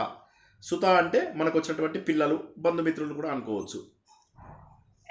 వీరందరూ మనకు ఫేట్ ద్వారా వస్తారు, కానీ మిగతావన్నీ కూడా మనము సంకల్పం ద్వారా తెచ్చుకోగలుగుతాం. జంతువులకు ఫేట్ మాత్రమే ఉంటుంది, మనుషులకు ఫ్రీ విల్ కూడా ఉంటుంది. ఫేట్లో కొంతమందికి పూర్వజన్మ సుకృతం ద్వారా ఎక్కడ ఆపుతారో తర్వాత జన్మలో అక్కడి నుంచి స్టార్ట్ అవ్వచ్చు. That is correct. ఫేట్ వల్ల వస్తుంది. పాయింట్ నెంబర్ 1 మీరు అన్నదానికి సగం answer yes, it is correct. సెకండ్ది సంకల్పం ద్వారా. సంకల్పం ద్వారా మనుషులు మహానుభావులు అవుతారు. ఆలోచన ద్వారా మనుషులు మహానుభావులు అవుతారు. ఆలోచించిన మరుక్షణము ఈ బంధంల నుంచి దూరం అవుతారు. ఆలోచన వచ్చినటువంటి ప్రతి మనిషి కూడా దేవుడుగా మారుతాడు. ఆలోచన రావడమే కష్టం. ఆలోచన వచ్చిన తర్వాత ఏమవుతుంది? జ్ఞానాగ్ని దగ్ధ కర్మాణం. కొన్ని కోట్ల జన్మలు మిగిలి ఉన్నాయి నాకు. అక్కడ ఉంది, పెద్ద సంచి ఉంది. కోట్ల జన్మలకు సరిపడా ప్రారంధం సంచితం ఉంది. కానీ అగ్గిపుల్ల గీసి ఆలోచన వచ్చిన రెండోసారి, మళ్ళొకసారి చెప్తున్నా, ప్లీజ్ అందరూ వినాలి. ఆలోచన వచ్చిన రెండో క్షణం అగ్గిపుల్ల అందులో పడిపోతుంది, అదంతా కాలిపోతుంది. అది లేనప్పుడు ఇంకా అనుభవించడం ఏమి అనుభవిస్తాను? కాబట్టి మీరు అడిగిన ప్రశ్నకి ఏంటంటే రెండూ సంభవమే. ఒకటి ఫేట్ ద్వారా సంభవము, పూర్వజన్మలలో చేసిన సాధన ద్వారా, కరెక్ట్ ఆన్సర్. రెండవది సంకల్పం ద్వారా కూడా, ఆలోచన ద్వారా కూడా జరుగుతుంది. అయితే ఆలోచన ద్వారా జరుగుతుంది అన్నప్పుడు ఆలోచన ఎప్పుడు వస్తుంది? ఆలోచన ఎప్పుడు వస్తుందంటే మనం చూజ్ చేసుకునే ఫ్రెండ్స్ని బట్టి, వాటి బట్టి కూడా వస్తుంది. మనం చూజ్ చేసుకునేటటువంటి పుస్తకాలు. ఇప్పుడు చాలామంది చెప్తుంటారు, నువ్వు ఇది చదవయ్యా, అది చదవయ్యా అంటే చాలామంది వినరు. నా మిత్రుల్లోనే వినరు. కొంతమందికి నేను అప్పటికీ కూడా మన స్టూడెంట్స్కే కాకుండా నా క్లోజ్ ఫ్రెండ్స్లో కొంతమందికి పంపిస్తూ ఉంటాను. తర్వాత నేను చూస్తే వాళ్ళ మెసేజ్లో ఎక్కడో ఉంటుంది నాది, చూడని కూడా చూడరు, కనీసం క్లిక్ కూడా చేయని వాళ్ళు ఉంటారు. కాబట్టి ఇది ఇది ఇది ఇది ఇది ఇది ప్రారంధం అని అనుకోవడానికి లేదు. ఒక్కరోజు ఓపెన్ చేసి సత్యం ఉందా లేదా అని చెప్పి తెలుసుకున్న రోజు మారిపోతారు. అశోకుడు ఎలా మారాడు? అంతే. గౌతముడు బుద్ధుడుగా ఎలా మారాడు? ఒక్కరోజు, ఒకే ఒక్క రోజు మారిపోతాము. ఒకే ఒక్క రోజు ఆలోచన వచ్చినటువంటి మరుక్షణము మనం మారిపోతాము. ఆ ఆలోచన రావడం కష్టం, ఐ అండర్స్టాండ్. కానీ ఆలోచన వచ్చిన తర్వాత ఇక ఇందులోపల మనము ఉండము. కాబట్టి ప్రారంధము ఉన్నది, సంకల్పము కూడా ఉన్నది. జై శ్రీకృష్ణ. జై శ్రీకృష్ణ సార్. మంచి అదే అంటే ఏంటంటే ఎంత మంచి విషయాలు ఎదుటి వాళ్ళు మిస్ అవుతూ, ఎదుటి వాళ్ళు ఎందుకని గ్రహించలేకపోతున్నారు. ప్రతి దానికి ఆన్సర్ మీరు చెప్పగలుగుతున్నారు. ఇప్పుడు నాకు శబ్దం, వాక్యం ఏంటి మనం చేసే ప్రతి ఇదిలోనూ కూడా భగవంతుని చూపిస్తున్నారు మీరు. అలాంటి మంచి విషయాన్ని ఎవరు ఇంకా ఎక్కువ మంది, అంటే ఇప్పుడు ఉన్న వాళ్ళందరూ అని కాదు, ఇంకా ఎక్కువ మంది ఎందుకని వీళ్ళు అంటే వాళ్ళని ఎవరిని మనం ఏమో అడగట్లేదు, ఎందుకంటే అది వాళ్ళుగా రావాల్సిన విషయం. కాకపోతే ఏంటంటే అది ఎందుకని వీళ్ళు ఎవరు గుర్తించలేకపోతున్నారు ఇంత మంచి విషయాల్ని అని కొంచెం ఆ ఫీలింగ్ ఉంటుందండి. మీ ఇష్టం మీద విన్నప్పుడల్లా నాకు ఆ కొంచెం ఫీలింగ్ అనిపిస్తూ ఉంటుంది. అందరూ విని ఇదే ఈ యొక్క జ్ఞానాన్ని పెంచుకుంటే ఎంతో బాగుంటుంది కదా. టైం రాలేదు, అదృష్టం లేదు, అలాగే అనుకోవాలి మేడం. అలా అదృష్టం లేదు. ఇంకా దానికి కూడా ఒక కర్మ పరిపక్వం అయినప్పుడు ఒక మంచి స్నేహితులు అనే వాళ్ళు కలుగుతారు. అప్పుడు కొంచెం మార్పులు వస్తూ ఉంటాయి. అది అది అది అది ప్రారంభం మీరు చెప్తున్నది. అది కేస్ 1. నేను అంటున్నది కేస్ 2. కేస్ 2కి ఏమీ లేదు, automatic. Case 2 is more important. Case 1 first Shailaja madam, తర్వాత గౌరీ గారు.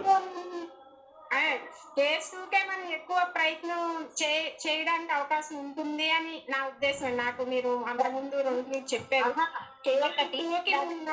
చేయగలమా, దాన్ని ఏ విధంగా, ఈ వాకుకి ఈ శబ్దానికి ఇంత శక్తి ఉంది కాబట్టి, మనం ఇంత జ్ఞానాన్ని మనం అందరం తెలుసుకుంటున్నాం కాబట్టి, ఈ జ్ఞానాన్ని అందరికీ చేయడానికి, సంకల్పం కలిగించడానికి మనం ఏమైనా చేయగలము.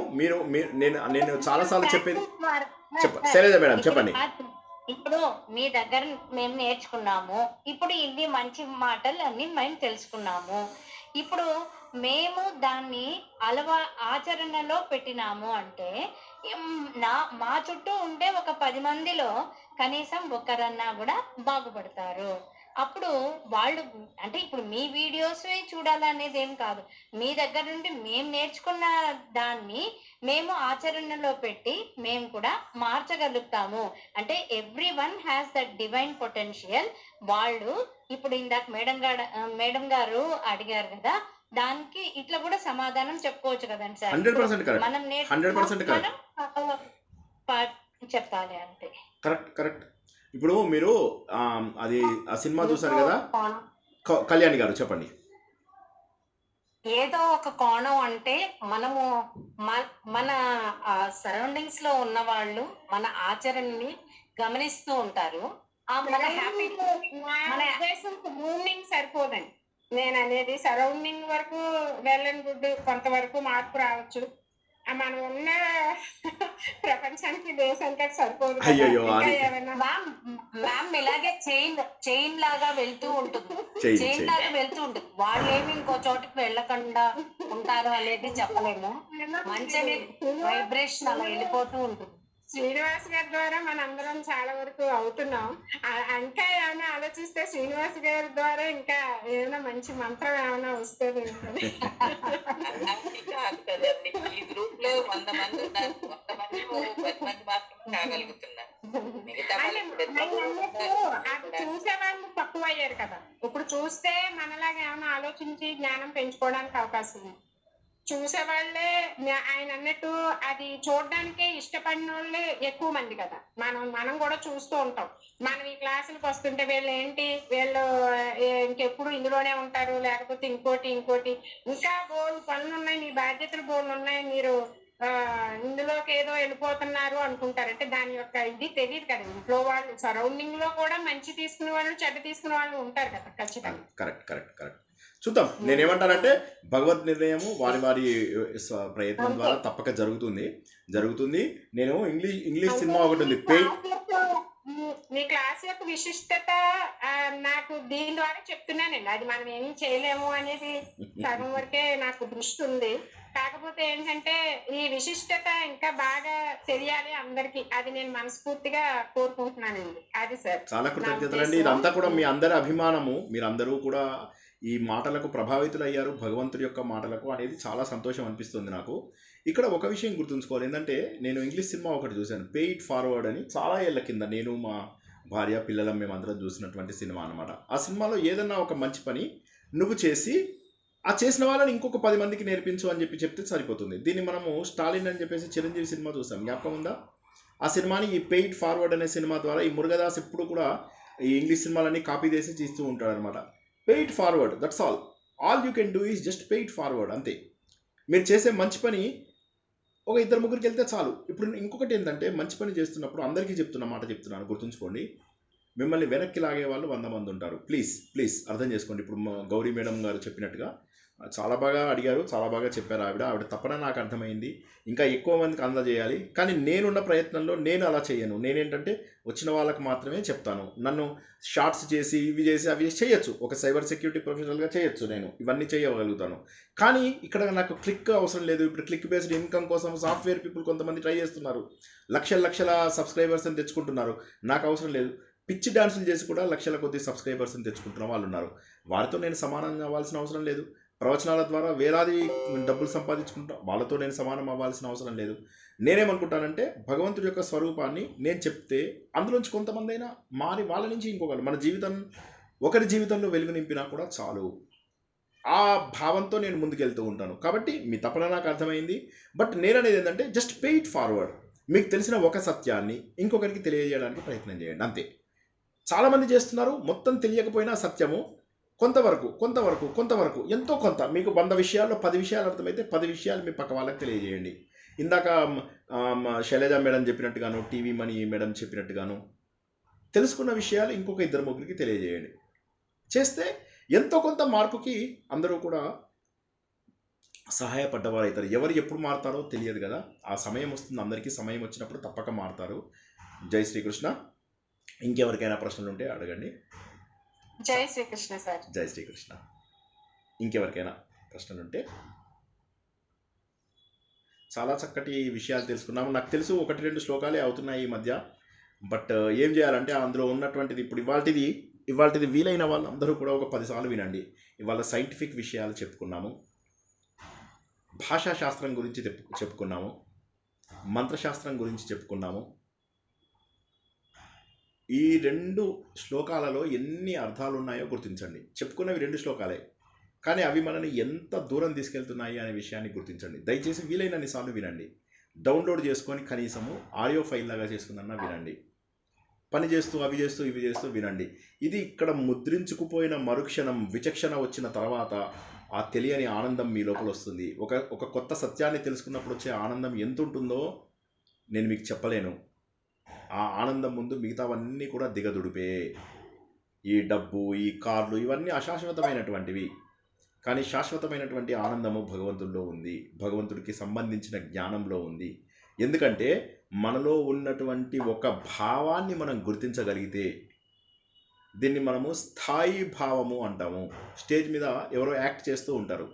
యాక్ట్ చేస్తూ ఉన్నప్పుడు వాడు యాక్ట్ చేస్తున్న దానికి మన ఫీలింగ్స్కి ఏమీ సంబంధం లేకపోతే వాడు బాగా యాక్ట్ చేస్తున్నట్టు కాదు. కానీ మనం ఏదైనా విషయం తెలుసుకున్నప్పుడు అది మనం ఇక్కడ ఏడుస్తాం. మనం ఏడ్చాము అంటే మన హృదయం లోపల ఆ భావం మనకు తెలిసింది, ఆ భావం మనకు కనెక్ట్ అయింది అని. అదేవిధంగా భగవంతుడి భావం ఏంటి? ఆనందం. దానికి కనెక్ట్ అయితే ఏమొస్తుంది? ఆనందం. మళ్ళొకసారి చెప్తున్నా, జాగ్రత్తగా వినండి. ఎవడో ఏడుస్తున్నాడు, దాన్ని చూస్తే మీకు ఏడుపు వచ్చింది. భగవంతుడి జ్ఞానం తెలిస్తే భగవంతుడి స్వరూపం మీకు తెలుస్తుంది. ఏం మిగులుతుంది? ఆనందం. ఈ విషయాన్ని ఎవరైనా ఒక్కసారి సమ్మరీ చేయండి. నేను చెప్పిన మాటని అర్థమైందో కాదో తెలుసుకుంటాను. ఎవరైనా సరే, టీవీ మనీ మేడం మీరు కాకుండా ఇంకెవరైనా చెప్పండి. మీరు అన్నీ చెప్తున్నారు, ఇంకెవరైనా చెప్పండి. శైలజ గారు, టీవీ మనీ మేడం కాకుండా ఇంకెవరైనా చెప్పండి. ఇప్పుడు నేను అన్న మాటని చెప్పండి. చెప్పనా సార్? చెప్పండి. భగవంతుడి విషయం తెలిస్తే ఆనందం ఎందుకు వస్తుంది? ఆనందం? మనం స్వతహాగా ఆనంద స్వరూపులం. మనం స్వతహాగా ఆనంద స్వరూపులము. కానీ భగవంతుడి గురించి తెలుసుకుంటే ఎందుకు ఆనందం అనిపిస్తుంది? కాబట్టి కాదు, ఇప్పుడే చెప్పాను నేను. సరే, మళ్ళీ చెప్తాను, జాగ్రత్తగా విని మళ్ళీ చెప్పండి. మీరే చెప్పండి. స్టేజ్ మీద ఎవరైనా దుఃఖం ప్రకటిస్తే దుఃఖం వస్తుంది, కరుణ ప్రకటిస్తే కరుణ వస్తుంది. ఓకే, ఇది ఫస్ట్ స్టెప్. రెండోది ఏంటి? భగవంతుడి గురించి తెలుసుకుంటే ఆనందం అనిపిస్తుంది. అంటే అక్కడ ఆనందం ఉంది కాబట్టి ఇక్కడ ఆనందం వస్తుంది. అక్కడ స్టేజ్ పైన బాధ ఉంది, ఇక్కడ బాధ వస్తుంది. అక్కడ కరుణ ఉంది, ఇక్కడ కరుణ వస్తుంది. దేవుడు ఆనంద స్వరూపుడు, మనకు ఆనందం వస్తుంది. కాబట్టి భగవంతుడి జ్ఞానము మనకు ఆనందం తప్ప మరి ఏది నింపదు. ఈ పాయింట్ అర్థమైందా లేదా చెప్పండి. అంటే ఆ స్టేజ్ మీద మనం ఎలాగా ఫీల్ అవుతున్నాము, ఇది స్టేజ్ వాళ్ళని కనెక్ట్ అయినప్పుడు, స్టేజ్ వాళ్ళకి మనం కనెక్ట్ అయితేనే ఏడుస్తాం. స్టేజ్లో వాడి పర్ఫార్మెన్స్ వాడిచ్చుకుంటున్నాడు. ఆచార్య సినిమా చూసినట్టుగా వాళ్ళ గోల వాళ్ళది, మన గోల మనది. స్టార్ వార్స్ సినిమా చూస్తున్నట్టుగా ఆ గోల అక్కడ నడుస్తూ ఉంటుంది, ఈ గోల ఇక్కడ అన్నం తింటూ కూర్చుంటాం, ఏమీ అనిపించదు. అప్పుడు కాదు, అది కనెక్ట్ అవ్వాలి. కనెక్ట్ అవ్వగానే ఏమనిపిస్తుంది? అక్కడ ఏడుస్తుంటే ఇక్కడ ఏడుస్తాం, అక్కడ నవ్వుతుంటే ఇక్కడ నవ్వుతుంటాం. అదేవిధంగా భగవంతుడి తత్వాన్ని తెలుసుకున్న రోజు అక్కడున్న భావం ఇక్కడ యాక్టివేట్ అవుతుంది. భగవంతుడికి భక్తుడికి అనుసంధానమైనప్పుడు భగవంతుడిలో ఉన్న ఆనందము మన లోపలికి ప్రవేశిస్తుంది. క్లియర్గా ఉందా లేదా?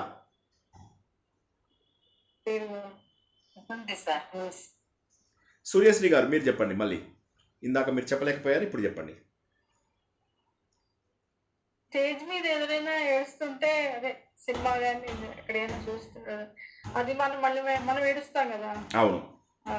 అంటే మనం అంతా దాంట్లో ఇన్వాల్వ్ అయిపోతున్నాం బాగా. అవును. మరి భగవంతుడికి కనెక్ట్ అయితే ఇక్కడ కూడా అదే ఇన్వాల్వ్మెంట్ ఉన్నప్పుడు అదే భావన వస్తుంది, అదే భగవంతుడిలో ఉండే ఆనందం మనకి ట్రాన్స్ఫర్ అవుతుంది. కరెక్ట్. Now you understood. ఇంకెవరైనా చెప్తారా ఇదే పాయింట్? ఎందుకు భగవంతుడి గురించి తెలుసుకుంటే ఆనందము? ఇదే పాయింట్ చెప్పండి ఎవరైనా. ఇంకొకరు ఎవరైనా ప్రయత్నం చేయండి. దేవుడు భగవంతుడు ఆనంద స్వరూపుడు. ఆయన అందరికీ ఆనందాన్ని ఇస్తాడు. భగవంతుడు అందరినీ సమానంగా చూస్తాడు. మనం ఏది తీసుకుంటే ఆయన దగ్గర ఎప్పుడు ఆనందమే తప్ప మరొకటి ఉండదు. సో మన ఆ ఆనంద స్వరూపుని కనెక్ట్ ఉంటే మనకి ఆనందమే కలుగుతుంది. కరెక్ట్. దానికి ఎగ్జాంపుల్ ఏం చెప్పాము మనం? స్టేజ్ ఇది చెప్పాము. స్టేజ్ ఒకటి, తర్వాత అంతకు ముందు ఆర్మీ సోల్జర్స్ రెజొనెన్స్ అనేది మనలో అన్ని ఫ్రీక్వెన్సీస్ ఉన్నాయి. కాకపోతే ఎప్పుడైతే ఆనంద స్వరూపుడు అయిందే ఆ ఆత్మను మనం ఏ రోజైతే గుర్తించినామో ఆ పరమాత్మ తత్వమే మనలో ఉంది అనుకున్నప్పుడు అప్పుడు ఆ ఫ్రీక్వెన్సీ కోయిన్సైడ్ అయ్యి రెజనెన్స్ లాగా అది బయటికి వస్తుంది. అప్పుడు మనం ఎప్పుడు దుఃఖము అనే దాన్ని ఓవర్కమ్ అయిపోయి ఎప్పుడు ఆనందంగానే ఉంటాము అనేది. Wonderful wonderful, very good explanation. So కాబట్టి మనం దుఃఖంగా ఉన్నాము అంటే అర్థం ఏంటి? భగవంతుని వీఆర్ నెగ్లెక్టింగ్. ఎవరైనా కూడా ఈ రోజు నుంచి మనము నాకు అది 2-3 days ప్రవచనంలో మీరు అది రిపీట్ చేస్తున్నారు, భలేగా అనిపిస్తుంది. అది నిజమే కదా, దుఃఖం మన స్వరూపం కాదు. దుఃఖం వస్తుంది. కరెక్ట్. దయచేసి ఇప్పటి నుంచి గుర్తుంచుకోండి, ఏడుపు వచ్చిన ప్రతిసారి కూడా అందరూ కూడా గుర్తుంచుకోండి, నేను ఏడ్చాను అంటే దేవుడికి దూరం అవుతున్నాను అని గుర్తుంచుకోండి. అమ్మో నేను ఏడవద్దు బాబోయ్, శ్రీనివాస్ గారు చెప్పారు నేను దుఃఖంగా ఉంటే దేవుడికి దూరం అవుతాను అని చెప్పి. కాబట్టి అందరూ కూడా సంతోషంగా ఉండండి. లాస్ట్ క్వశ్చన్ ఎవరికైనా ఉంటే తీసుకుందాం, లేకపోతే ఇంకా ఈరోజు మనము క్లోజ్ చేసుకుందాం. ఇంకా 1:30 అయింది, 40 నిమిషాలు చెప్తానన్నాను. సరే, నాది చెప్పడమే లేట్ అయిపోయింది, 50 నిమిషాల పైన పట్టింది. జై శ్రీకృష్ణ మేడం, శ్రీలక్ష్మి మేడం చెప్పండి. కాదు సార్, మనము కొంచెం బాధ అయినా అది ఆగకుండా వచ్చేది. మీరు ఏడవకూడదు, భగవంతుడికి దూరం అయిపోతాము అంటే అసలు ఎంత వేరే వాళ్ళకి ఏదైనా అయితేనే మనకు బాధ అనేది ఉంటది, మన వాళ్ళకైతే ఇంకా ఎక్కువ బాధ వస్తుంది కదా సార్. కరెక్టే. అప్పుడు నేను ఏమన్నాను, ప్రపంచంలో మనకంటే బాధపడుతున్న వాళ్ళు కోట్లాది మంది ఉన్నారు. మీకు అన్నం దొరకట్లేదా? మీరు ఫస్ట్ ఆలోచించాల్సింది ఏంటంటే నాకు అన్నం దొరుకుతుందా, రోటీ కపడా మకాన్ దొరుకుతుందా లేదా? దొరుకుతుంది. నన్ను మోడీ గారు సేఫ్ గా ఉంచుతున్నారా లేదా? ఉంచుతున్నారు. నా దేశంలో గత 10-15 ఏళ్ళుగా నా టెర్రరిస్ట్ అటాకులు లేకుండా సంతోషంగా ఉన్నానా? ఎస్, 10 ఏళ్ళుగా సంతోషంగా ఉన్నాను. అంతకుముందు 2 నెలలకు ఒకసారి పెద్ద పెద్ద బాంబులు ఎక్కడ పడితే అక్కడ, ఏమీ నో గ్యారంటీ. గోకుల్ చాట్కి వెళ్ళినా, ఇంకో లుంబిని పార్క్కి వెళ్ళినా, ఇంకెక్కడికి వెళ్ళినా బాంబులు. ఇప్పుడు లేవు అవి. అంటే ఏంటి? మనం సెక్యూర్డ్గా ఉన్నాం కాబట్టి నేను సంతోషంగా ఉన్నాను. ఓకే, సో ఇవి గుర్తించాలి. ప్రపంచంలో అన్నం లేని వాళ్ళు ఎంతోమంది ఉన్నారు, కార్డు లేని వాళ్ళు ఎంతోమంది ఉన్నారు, ఫోన్లు లేని వాళ్ళు ఎంతోమంది ఉన్నారు, ఏమీ లేని వాళ్ళు ఉన్నారు, బట్టలు సరిగ్గా లేని వాళ్ళు ఉన్నారు. మీకు ఒక్క మాట చెప్తాను, మీకు ప్రాబబ్లీ మీకు అందరికీ తెలిసిన విషయమే, ఇంతకుముందు ఒకసారి చెప్పాను. నేను నైమిషారణ్యం వెళ్ళినప్పుడు ఒక 1 వీక్కి 10 రోజులకు సరిపడా ఈ ధోతులు అవి ఇవి పట్టుకెళ్ళిపోయాను అనమాట. అన్ని అవసరం లేవు నాకు. అక్కడికి వెళ్ళిన తర్వాత అనిపించింది అనమాట, అరే ఇవి నేను ఎక్కువ పెట్టుకున్నాను అది అని అనిపించిన తర్వాత స్నానంకి వెళ్ళినప్పుడు అనుకున్నాను ఇది ఎవరికైనా ఇచ్చేస్తే బాగుండేది అన్నట్టుగా అనుకుని అక్కడ కూర్చున్నాను, ఒడ్డు మీద స్నానం చేసేసి కూర్చున్నా. ఇంతలోకే ఒక బ్రాహ్మణ్ వచ్చారు. అక్కడ బ్రాహ్మణ్స్ చాలా పేదరికంలో ఉంటారనమాట. 5 రూపాయలు 10 రూపాయలకు కూడా పాపం వాళ్ళు మీకు మంత్రాలు చెప్పి సంకల్పాలు చెప్పగలుగుతారు. అయితే ఆయన వచ్చేసి ఆ ధోతి నాకు ఇస్తారా అని అడిగాడు. అడగగానే మాట్లాడకుండా నేను టవల్ కట్టుకుని ధోతి ఇచ్చేసా. అంటే అక్కడ అర్థం ఏమైంది అంటే ఏంటంటే మన సంకల్పానికి శక్తి ఎక్కువ ఉంది. ఎవరైనా వచ్చి నన్ను అడగాలి, నా లుంగి అడగాలి అని ఎవడైనా అనుకుంటాడా ప్రపంచంలో? ఆలోచించండి, అనుకోడు. అంటే సో అప్పుడు ఏమైంది అంటే భగవంతుడు మన సంకల్పానికి తగ్గటువంటి మార్గాన్ని మనకు అందిస్తాడు. అక్కడ ఉన్న వాళ్ళు పేదరికం ఒక చిన్న ధోతి కోసం అడిగాడు. ఆఫ్టర్ ఆల్ ఒక 400-500 రూపాయల ధోతిని అడిగాడంటే జస్ట్ ఇమాజిన్ చేసుకోండి. అది కూడా లేని వాళ్ళు ఎంతమంది ఉన్నారో చూడండి ప్రపంచంలో. గూడు గుడ్డ సరిగ్గా దొరకని వాళ్ళు ఎంతమంది ఉన్నారో. కాబట్టి దుఃఖం అనేది వచ్చింది అంటే మీరు ఫస్ట్ ఒకసారి చూడండి, ప్రపంచాన్ని చూడండి. రజనీకాంత్ డైలాగ్ గుర్తుంచుకోమని చెప్పే కదా నేను డైలాగ్ ఎగ్జాక్ట్లీ రజనీకాంత్ లాగా కూడా చెప్పా. అటు చూడు. దానితో వస్తువుల మీద ఆపేక్ష వస్తువుల మీద దానిల మీద అంటలేను సార్. ఇప్పుడు మన వాళ్ళే ఉన్నారు, అమ్మ నాన్న, మన ఎవరు, మన బంధుత్వం మీద వచ్చిన ఎవరు? మన రేపు పొద్దున్న నేను చనిపోతాను, నాకు ఎవరు బంధువులో చెప్పండి ఒక్కసారి. మన శరీరం పోతుంది కానీ ఆత్మ మనతోనే ఉంటుంది అంటారు సార్. ఆత్మ ఉండదు. ఆత్మ అనేది ఎనర్జీ. కారణ శరీరం మాత్రమే ఉంటుంది. మనకెవరు బంధువులు కాదు, వీళ్ళందరూ వెళ్ళిపోతారు. మీ చుట్టుపక్కల మీ పిల్లలు, మీ తల్లి, మీ తండ్రి, ఎవరైతే నా వాళ్ళు అనుకుంటున్నామో ఈ శరీరంతో ఏర్పడిన బంధాలు ఇవన్నీ అసత్యాలు. ఎవరు మన వాళ్ళు కాదు. మనం ఇప్పుడు మా నాన్నగారు లేరు. మా నాన్నగారు లేకపోతే ఇప్పుడు ఆయన ఎక్కడున్నారో తెలుసా నాకు 15 ఏళ్ళుగా. అలా అని కూడా కాదు సార్, మనం బాధపడలేదంటే దీనికి అసలు బాధ అనేది లేదు. వేరే వాళ్ళ గురించి మళ్ళీ మీరు వేరే వాళ్ళ గురించి అంటున్నారు. వేరే వాళ్ళ గురించి ఆలోచించొద్దని నేను ఎన్నోసార్లు చెప్పాను. వేరే వాళ్ళు అసలు సమాజంలో ఉండగా గుర్తుంచుకోండి ఒకటే,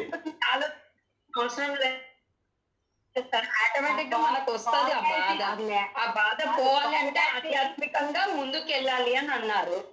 ఆ నేర్పించిన ధ్యానం చేస్తున్నాము. మీరు మా కోసం నేర్పించిన ఆ సజ్జన సాంగత్యం వింటా ఉన్నాం. ఒక నిమిషం, ఇద్దరు మాట్లాడుతున్నారు. శ్రీలక్ష్మి గారు మీరు ముందు మాట్లాడండి, తర్వాత మా కళ్యాణి కొత్తూరు గారు చెప్తారు. చెప్పండి శ్రీలక్ష్మి గారు. సజ్జన సాంగత్యం చేస్తా ఉన్నాం సార్, ఆధ్యాత్మికంగా పోతా ఉన్నాము. ఇంకా దుఃఖం వచ్చింది అనేది మనకు దుఃఖం వచ్చింది అంటే ఉండాలి అంటే ఇంకా ఏమన్నా ఉందా? దుఃఖం వచ్చింది అంటే ఆధ్యాత్మికంగా లేనట్టు లెక్క. అవి నోటెడ్ సార్, అవి ఓకే. అది నంబర్ 1. నంబర్ 2 ఏంటంటే సజ్జన సాంగత్యం నుంచి సాంగత్యము అవసరం లేని స్థాయికి ఎదగాలి అన్నాను. ఎదిగారా? సత్సంగత్వే నిస్సంగత్వం, నిస్సంగత్వే నిర్మోహత్వం, నిర్మోహత్వే నిశ్చలతత్వే జీవన్ముక్తి. 5 మెట్లు కాదమ్మా, 5 మెట్లు ఉన్నాయి. మీ వయసు ఎంతో నాకు తెలియదు, కానీ ఒక 30 ఏళ్ళుగా మనం సజ్జన సాంగత్యమే చేస్తున్నాము అని కనుక 53 నా వయస్సు ఓకే, నా వయసు కంటే నాది 54. సో మొన్నదాకా 53 అని చెప్పుకునేవాడిని కాబట్టి 53 అని అన్నాను. ఐఎమ్ 54. ఎనీవే, సజ్జన సాంగత్యం అనేది కేవలం ఫస్ట్ స్టెప్. మొట్టమొదటి మెట్లో ఉన్నారు. నేను మెట్లు ఎక్కుతున్నాను అని అనలేము. మొదటి మెట్టు ఇక్కడి నుంచి దాటాలి, నిస్సంగత్వం స్థాయికి చేరుకోవాలి. చుట్టాలు, బంధువులు, జనాలు అందరికీ దూరం అవ్వాలి. నేను నిన్న భగవద్గీతలో అందరికీ ఒక మాట చెప్పాను. రోజుకు 2 కాల్స్ అన్నా మనం బయట జనాలకు చేస్తున్నాము అంటే మనం ఆధ్యాత్మికంగా ఎదగనట్టు లెక్క. గుర్తుంచుకోండి, ఆ మాటలు గుర్తుంచుకొని ప్రయత్నం చేయండి. నేనేమంటున్నానంటే తప్పకుండా ప్రయత్నం చేయండి. సాధనలో ఉన్నారు, నేను ఎవరిని బాధ పెట్టాలని అనట్లేదు. సత్యంగా చెప్తున్నాను. భగవంతుడు చెప్పిన మాటలు, భగవంతుడు ఎన్నిసార్లు చెప్పాడు భగవంతుడు. వివిక్తస్థ అని చెప్పేసి మనము ఇందులో తెలుసుకున్నాం. మనం 156వ శ్లోకం లోపల వివిక్తస్థ, ఏకాంతంగా ఉండాలి అని చెప్పి తెలుసుకున్నాం. వివిక్త దేశ సేవిత్వం అని చెప్పి భగవద్గీతలో తెలుసుకున్నాము. సంఘ వివర్జిత 11వ అధ్యాయంలో తెలుసుకున్నాము. అందరినీ దూరంగా ఉంచు అంటే పుట్టినప్పుడే దూరంగా ఉంచమని కాదు, 50 ఏళ్ళ వరకు దూరంగా ఉంచమని కాదు. ధర్మము, అర్థము, కామము ఉన్నప్పుడు అందరితోటి ఉంటాము. మోక్ష మార్గంలోకి రావాల్సినటువంటి వయసు ఉంది. ఆ మోక్ష మార్గంలోకి వచ్చినప్పుడు అందరికీ దూరంగా వెళ్ళాలి. మనం దూరంగా వెళ్ళలేకపోతున్నాము అంటే మనం ఆధ్యాత్మికత ఎదగనట్టే లెక్క. జ్ఞానం వస్తుంది కానీ విజ్ఞానం లేదు, నాలెడ్జ్ వస్తుంది కానీ విజ్డమ్ లేదు. తెలుసుకుంటున్నాము కానీ అనుభవపూర్వకంగా దాన్ని అనుభవించడం లేదు. భగవద్గీతలో 2వ అధ్యాయంలో 25వ శ్లోకం ధన్యవాదాలు. బాగా అవగాహన చేసుకోవాలి సార్. సంగీత గారు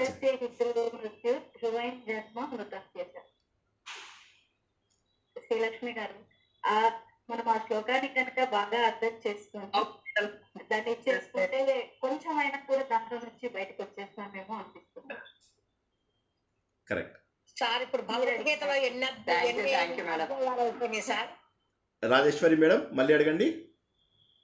భగవద్గీతలో ఇప్పుడు మీరు చెప్పటం ఎన్ని అధ్యాయాలు అయిపోయినాయి సార్? 3 క్లాసులు అయ్యాయి. అదే ఇంకా ఈడుస్తూ మెల్లగా వెళ్తున్నాం.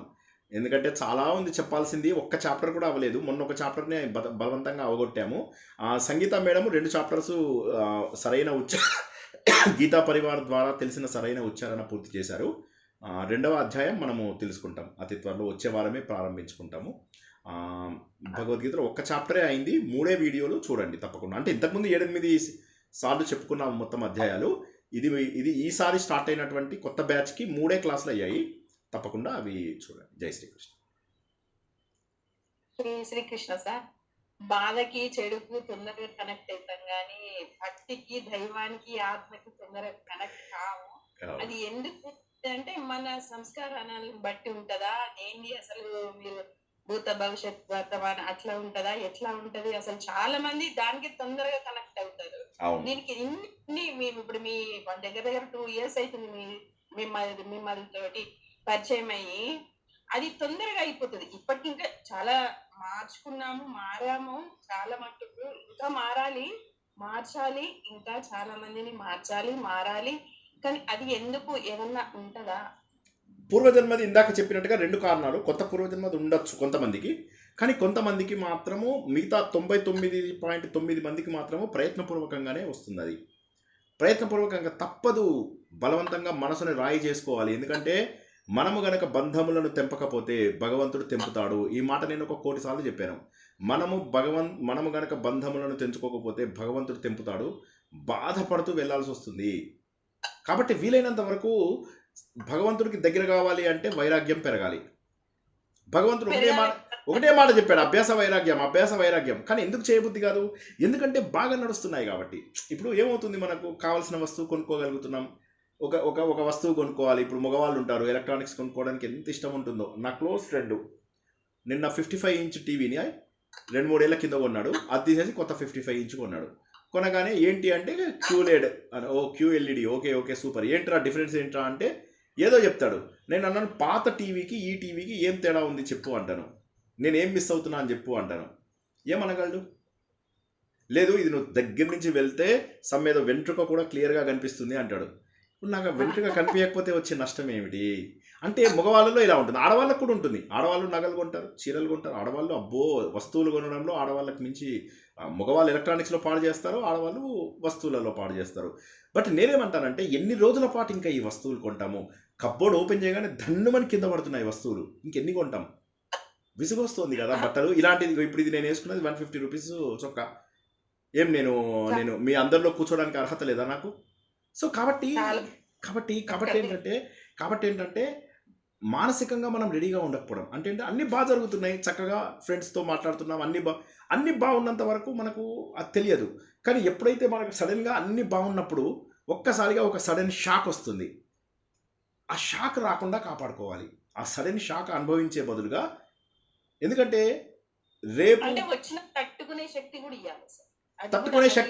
తట్టుకునే శక్తి కేవలం ఆధ్యాత్మికతలోనే ఉంది అని చెప్తున్నా నేను. ఆధ్యాత్మికతలో మాత్రమే అనుకొని అలా ఆలోచించి కూడా ముందుకు వెళ్ళొచ్చు. అది ఆధ్యాత్మికతలో వస్తుంది అని చెప్తున్నా నేను. నేనేమంటున్నానంటే ఆధ్యాత్మికతలో మాత్రమే ఆ శక్తి వస్తుంది. ప్రిపేర్డ్గా ఉంటాం. ఇప్పుడు 9/11 ఇన్సిడెంట్ జరిగినప్పుడు అక్కడ అమెరికా లోపల వాళ్ళు ఏమన్నారు, చాలా సెక్యూరిటీ మేజర్స్ అవి బాగా పెంచినప్పుడు ఎవరో అడిగారు, అంటే ఏంటి ఇప్పటి నుంచి మన మీద అటాక్స్ జరగవా అని. దానికి జార్జ్ బుష్ ఏమని జవాబు చెప్పాడు తెలుసా? అటాక్స్ జరగవని నేను అనట్లేదు, బట్ మనం రెడీగా ఉంటాము. Our readiness will save us, our readiness will help us to recover from the shock and we can also retrieve the situation. ఏమవుతుందంటే వాట్ ఎవర్ ఈజ్ పాసిబుల్ అందులోంచి రిట్రైవ్ చేయాలి. ఫస్ట్ మనము రీక్లెయిమ్ చేయాలి. First you recover from the shock, reclaim whatever is possible. So కాబట్టి దానికి preparedness అనేది ఉండాలి. ఏ preparedness లేని వాడికి ఎక్కువ సమయం పడుతుంది, సింపుల్. కాబట్టి ఏంటంటే ప్రిపేర్డ్గా ఉండాలి. ఆ ప్రిపేర్డ్నెస్సే మనకి ఇది. అందులో ఎంత క్లియర్గా మీరు దేవుడి స్వరూపము అని చెప్తే, ఇప్పుడు శ్రీకృష్ణుడు భగవద్గీతలో, నేను మాటకి భగవద్గీత రిఫరెన్స్ ఎందుకు ఇస్తున్నానంటే ఇందులో అందరూ గుర్తుపట్టగలరు. జలాశయం ఉన్నవాడు చిన్న నీటి దీనికోసం ఎందుకయ్యా కష్టపడతాడని అన్నాడా లేదా భగవంతుడు? చెప్పండి. శ్రీనివాస్ అంటున్నాడా, ఇది భగవంతుడు అన్నాడా? చెప్పండి.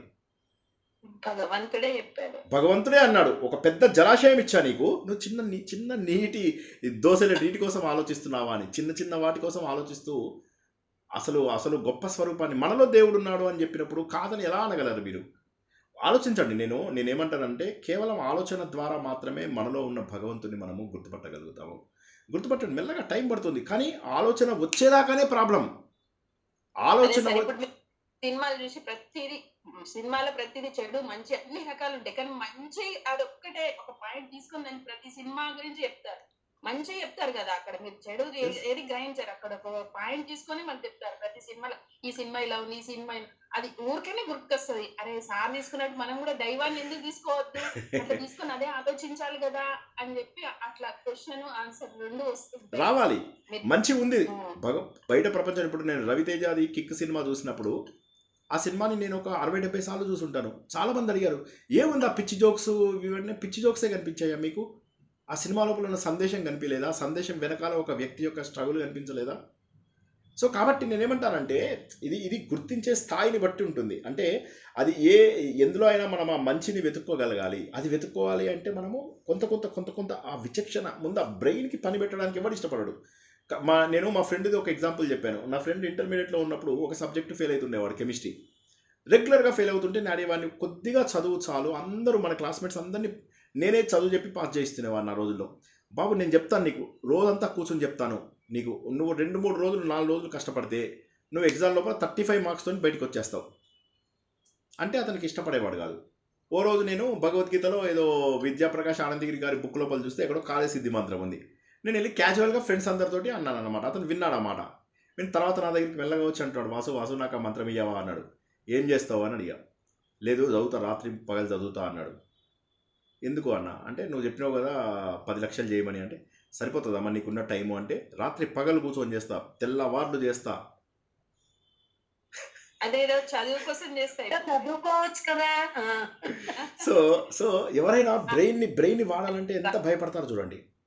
మీరు అర్థం చేసుకోండి. ఇప్పుడు ఎందుకు ఇంత కష్టమవుతుంది, ఎందుకు ఈ పూజలు, నోములు, వ్రతాలు, చాటల నోములు, పిచ్చి నోములు, పిచ్చి పనులు ఇవన్నీ ఎందుకు చేయాల్సి వస్తుంది? కాళ్ళకు దండాలు పెట్టించుకుంటారు. ఇది ఎక్కడ కర్మరా బాబు? కాళ్ళకు దండాలు ఎంత ఏమీ ఇది రాదు, కాళ్ళకు దండాలు పెట్టించేసుకుంటారు. అంటే నేనేమంటానంటే, ప్లీజ్ ఆలోచించడానికి ప్రయత్నం చేయండి. చేస్తే ఇవన్నీ తగ్గిపోతాయి. వీటన్నిటికీ దూరంగా వెళ్ళగలుగుతాం మనం. అందరిలో భగవంతుడు స్వరూపుడు. ఒకవేళ కాళ్ళకు దండం పెట్టినా మనసు లోపల చెప్పుకోండి, నీలో ఉన్న భగవంతుడికే నేను దండం పెడుతున్నాను అని చెప్పేసి పెట్టకండి అసలు వీలైతే. ఇక తప్పని పరిస్థితులలో అందరేమన్నా అనుకుంటారని పెట్టన్నప్పుడు నా పిల్లల్ని కూడా ఈరోజు వరకు నా కాళ్ళు పట్టుకుని లేదు నేను. నా పిల్లల్ని వేరే మా పిల్లలతోటి మా అమ్మ నాన్న కాళ్ళు పట్టుకున్నప్పుడు అప్పుడు నేనేమన్నాను, ఎందుకంటే అది బాధ్యత. మా పెద్దన్నయ్య కాళ్ళు పట్టుకుంటారు, మా అమ్మ కాళ్ళు పట్టుకుంటారు, అది వాళ్ళకి అది గౌరవం అలవాటు చేయాలని నేనేమన్నాను.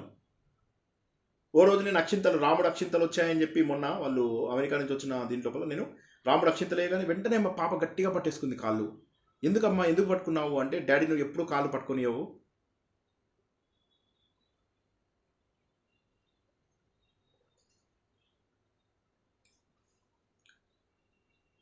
ఈ బంధాలు అశాశ్వతం. ఆ సత్యాన్ని గుర్తించిన క్షణం మాత్రమే మన లోపల ఎదుగుదల వస్తుంది. అది గుర్తించాలి. నా పిల్లలు, నా మనవాళ్ళు, నా బంధువులు, నా స్నేహితులు ఆ స్థాయి నుంచి దూరం కావాలి. అందరి లోపల ఆ మార్పు రావాలి. భగవంతుడు ఒక్కడే సత్యం, బ్రహ్మ సత్యం, జగత్ మిథ్య అనే భావన మన లోపల నిరంతరము నిలవాలి. జై శ్రీకృష్ణ. ఎవరికైనా లాస్ట్ మినిట్ ప్రశ్న ఉంటే తీసుకుందాం. థ్యాంక్ యూ సార్, చాలా బాగా చెప్పారు.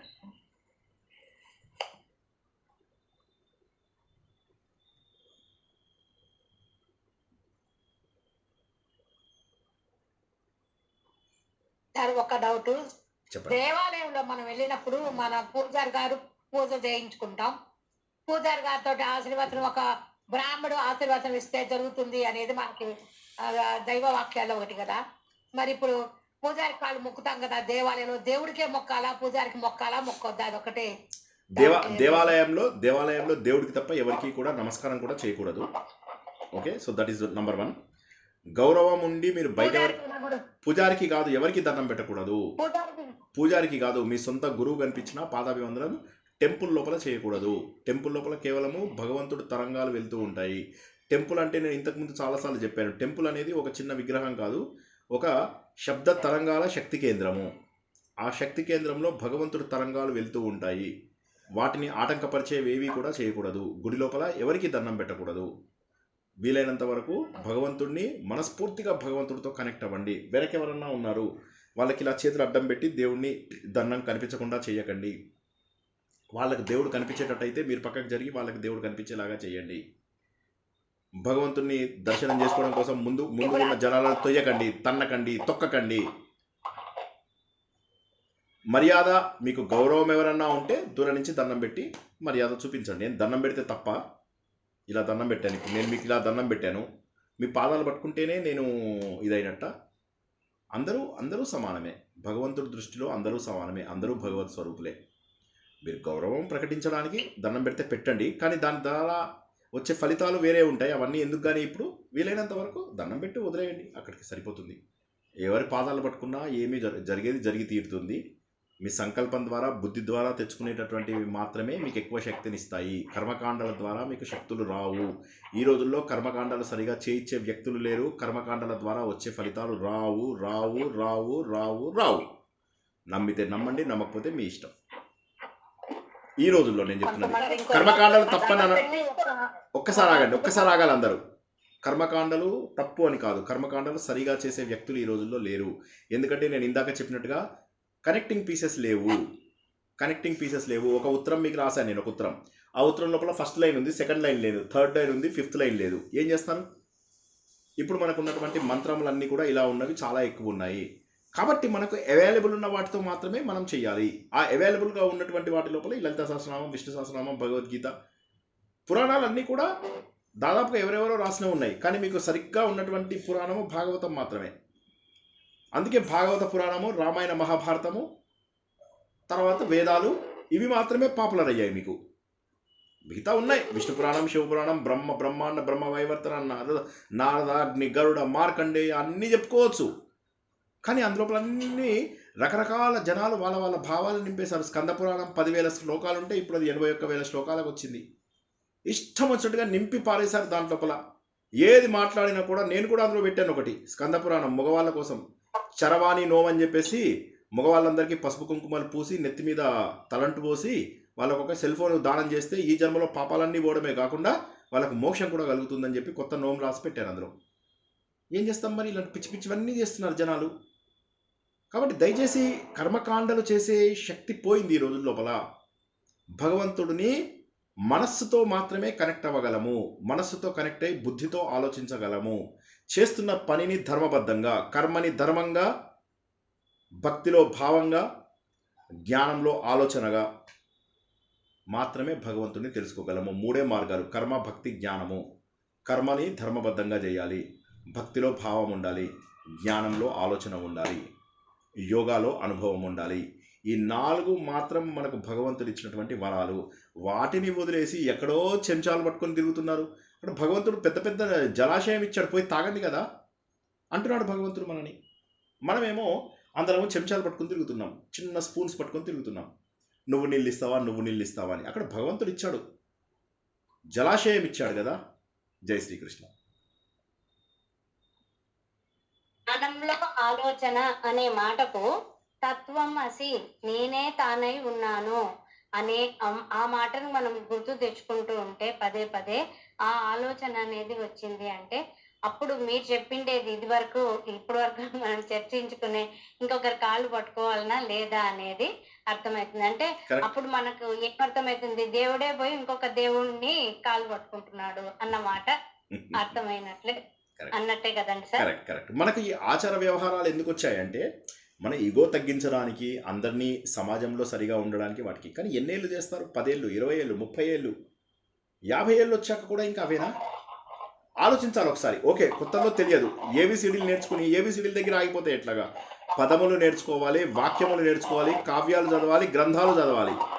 కాబట్టి ఆలోచనకు బ్రెయిన్ పెట్టండి, రీసెర్చ్ చేయాలి. ఇప్పుడు పోస్ట్ గ్రాడ్యుయేషన్ చేయాలి, గ్రాడ్యుయేషన్ చేయాలి, ఇంటర్మీడియట్ చేయాలి, 10th క్లాస్ చేయాలి. ఇవన్నీ వదిలేసేసి 1వ తరగతిలో ఆగిపోతాం. ఈ జన్మకి ఇది చాలు సార్. నాకు ఎవరో చెప్పాడు, ఒక ఆయన, ఎవరో నంగి ప్రవచనకర్తోడు ఉన్నాడు, ఆయన చెప్పాడు, మీరు ఇది చేస్తే చాలు అని చెప్పేసి చెప్తాడు. మీరు నామం చేస్తే చాలు, మీరు మీ సమాజము, మీ దగ్గర ఉన్న మనుషులందరూ కూడా గట్టెక్కిపోతారు. అయిపోయింది అక్కడ ఆపేస్తాడు. ఎందుకంటే they don't want you to grow, they don't want to reveal the truth. అక్కడ ఆపేస్తారు. ఆపేసి this is the short cut, ఇది చేయండి చాలు, మిగతావన్నీ ఎందుకు మీకు అంటారు. అయిపోయింది, అక్కడ ఆగిపోతాం. భగవంతుడి తత్వాన్ని తెలుసుకోలేము, ఆయన పాదాలే పట్టుకుని ఉంటాము. ఇప్పుడు మొన్న ఏమైంది అక్కడ మీకు? ఉత్తరప్రదేశ్లో ఎందుకు అంతమంది చనిపోయారు? ఆయన వెళ్ళిపోతున్నాడు, ఆయన పాదాలలో తీసుకుని నెత్తి మీద చల్లుకుందామని చెప్పేసి మనురెడ్డి గారు. సో కాబట్టి ఆయన పాదాల ధూళి చల్లుకుందామని చెప్పేసి ఎవడో ఒకటి వెళ్ళి చల్లుకున్నాడు, మిగతా వాళ్ళందరూ పోయి చల్లుకోవడం మొదలెట్టారు. ఒక ప్రవచనకర్త ఒక పుష్కరాల లోపల ఇది 12 గంటలకు చేయకపోతే మీకు మంచిది కాదు, 12 గంటలకే వెళ్ళి చేయాలి అని చెప్పేసరికి ఆ టైంలో జనాలు తొక్కి తన్నుకొని 10-15 మంది చచ్చిపోయారు. ఎవరు తీసుకుంటారు ఈ పాపాన్ని? ఆ పాపాత్ముడు కూడా తీసుకోలేదు తన మీదకి తప్పుకి. ఇంత మట్టి తీసి ఇలా నెత్తిన బయట వేయండి అంటాడు, అనగానే జనాలు ఊరుకుంటారా? ఇంత చిన్న మట్టికే అంత పుణ్యం వస్తే ఇంత నదిని తవ్విపారేశారు జనాలు. ఈ మూఢనమ్మకాలు ఎన్ని రోజులు? భగవంతుని హృదయంతో గుర్తించండి, మనలో ఉన్న భగవంతుని గుర్తించండి, దేవాలయంలో ఉన్న భగవంతుని గుర్తించండి, తీర్థయాత్రలు అన్నీ చేయండి. కానీ భక్తి అనేది భావంలో ఉంది. భగవంతుడు భావగ్రాహి, భగవంతుడు భావగ్రాహి, భగవంతుడు భావగ్రాహి, భగవంతుడు భావగ్రాహి. ఎన్నిసార్లు చెప్తే ఈ మాట మీకు అందరికీ అర్థమవుతుందో ఆలోచించండి ఒకసారి. భగవంతుడు అంత మూర్ఖుడా? మీరు ఇటు విశ్వం విష్ణు వశకాలు బావ వచ్చావా, బాగానే ఉందా, అంతా బాగానే ఉందా, ఆరోగ్యం బాగుందా, ఇదా భక్తి? ఆలోచించండి ఒకసారి. అంటే నేనేమంటానంటే దయచేసి మూఢనమ్మకాలలోకి వెళ్ళకండి. భగవంతుడిని మనస్ఫూర్తిగా పూజించండి. భగవంతుడు మీలోనే ఉన్నాడు, మీ పక్కనే ఉన్నాడు, మీ ఊపిరిలో ఉన్నాడు, మీ ప్రతి అణువులో ఉన్నాడు భగవంతుడు. అణువులో నిండి ఉన్నటువంటి భగవంతుడు సూక్ష్మాతి సూక్ష్మంగా ఉన్నాడు, విశాలంగా ఉన్నాడు. ఈ విషయాన్ని భగవద్గీతలో తెలుసుకోలేదా? చెప్పండి, నేను ఏది శాస్త్రానికి విరుద్ధంగా మాట్లాడుతున్నానో చెప్పండి. జై శ్రీకృష్ణ. నెక్స్ట్ ప్రశ్న, లాస్ట్ ప్రశ్న. 2 గంటలు అయిపోతుంది. సార్ ఒక్క మాట చెప్పండి. సార్, ఇప్పుడు మనం ఏమన్నా పారాయణం చేసినప్పుడు మనం ఒక గురువు దగ్గర మనం అది నేర్చుకున్నప్పుడు అది గురువుకి సమర్పించాలా లేకపోతే భగవంతుడికి సమర్పించాలా పారాయణం అయిపోయినాక? అది నాకు మనసులో ఉన్న డౌట్ ఇది. పారాయణము ఎందుకు ఫస్ట్ మీరు చేసే పారాయణాన్ని మనస్ఫూర్తిగా చేయండి చాలు. ఇంకా మిగతావి ఎవరికి ఫలితము కృష్ణార్పణ వస్తు అనండి చాలు. కృష్ణం వందే జగద్గురు. Okay okay. కృష్ణుడు తప్ప ప్రపంచంలో వేరే గురువు లేడు. అమ్మ నాన్న కృష్ణుడు. గురువు అంటే ఎవరు అంటే అది మనము ప్రతి ప్రవచనంలో తెలుసుకుంటున్నాము. గురువు అంటే పూర్వకాలంలో ఎందుకు ఇవన్నీ వచ్చాయి? గురు బ్రహ్మ, గురు విష్ణువు, గురువు లేని విద్య, గుడ్డు విద్య, ఇవన్నీ ఎందుకు వచ్చాయంటే పూర్వకాలంలో గురుకులంలో విద్య నేర్చుకునే వాళ్ళము. ఆ సమయంలో గురువు తల్లి తండ్రి తానే అయి గురుపత్ని, మనం నిన్న కథ కూడా చెప్పుకున్నాము. శ్రీకృష్ణుడు కుచేలుడు బయటికి వెళ్తుంటే మనం చెప్పుకున్నాం నిన్న. కాబట్టి ఎవరు గురువు? ఒక్క భగవంతుడే గురువు. ఎవరు గురువు? అమ్మా నాన్న గురువు. ఎవరు గురువు? సన్మార్గంలో ఉంటే మీ పెద్దన్నయ్య గురువు, మీ మంచి కోరే వాళ్ళు గురువులు. ఎవడో థర్డ్ పర్సన్ మీకు నేర్పిస్తే గురువు అయిపోడు. ఏదో నేర్పించాడు అంతవరకు గౌరవించండి, అగౌరవపరచద్దు, గౌరవించండి. కానీ వాళ్ళ పాద ధూళి తగిలాలి నాకు, వాళ్ళకి నేను ఇది ఏం అవసరం లేదు. కృష్ణం వందే జగద్గురం. పూర్వకాలంకి ఈ కాలంకి తేడా ఉంది అని గుర్తించండి. వీళ్ళందరూ గురువులు కాదు. వీళ్ళు మీ డబ్బుతోని పీఠాలు మఠాలు కడుతున్నారు, డబ్బు పోగు చేసుకుంటున్నారు.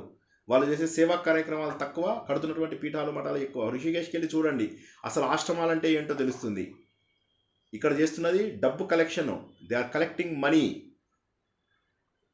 గుర్తుంచుకోండి, అది స్లేవ్స్ని తయారు చేస్తున్నారు, బానిసలుగా తయారు చేస్తున్నారు. ఎప్పటికీ కళ్ళు ఓపెన్ చేస్తాం? ఇంకా ఎప్పటికీ ఓపెన్ చేస్తాం? ఆలోచించండి. బానిసలు తయారవుతున్నారు. బానిసలు కాదు మనకు కావాల్సింది, భగవంతుళ్ళు కావాలి. భగవంతుడుగా మారే అవకాశం ఉన్నప్పుడు బానిసగా మిగిలిపోదామా? ఆలోచించండి. జై శ్రీకృష్ణ. మీరు ఇచ్చే డబ్బుని ఈ పీఠాలకు మఠాలకు వీటికి వాటికి వేల కొద్ది రూపాయలు ఇస్తారు, గొప్పకు లక్షల కొద్ది రూపాయలు ఇస్తారు. ఆ డబ్బుతోటి కొంతమంది జీవితాలలో వెలుగు నింపండి. చదువుకి అవకాశం లేని వాళ్ళకి చదివించండి. ఆహారము తినలేని వారికి ఆహారం పెట్టండి. మీ సొంత హస్తాలతో మీరు భగవంతుడిని ఇంతమందిలో చూడగలుగుతారు.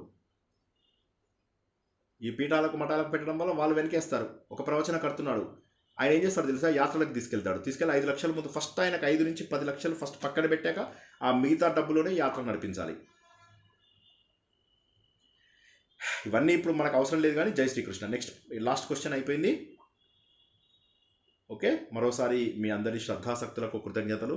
దయచేసి ప్రవచనం ఈరోజు మనం కొన్ని కొత్త విషయాలు తెలుసుకున్నాం కాబట్టి శబ్దార్థాలకు సంబంధించిన శక్తిని మనం తెలుసుకున్నాము. లలిత సహస్రనామం పవిత్రమైనదని, భగవంతుడి స్వరూపాన్ని పూర్తిగా మనకు తెలియజేసిందని తెలుసుకున్నాము. సాధన ద్వారా మనలో ఉన్న దైవత్వాన్ని ఆవిష్కరించుకోవచ్చని, ఆ సత్యాన్ని తెలుసుకుంటే మనము 159వ శ్లోకంలో తెలుసుకున్నట్టుగా జన్మ మృత్యు జర వ్యాధి నుంచి విముక్తులమవుతామని, ఆనంద స్వరూపులుగా మారుతామని తెలుసుకున్నాం ఈరోజు.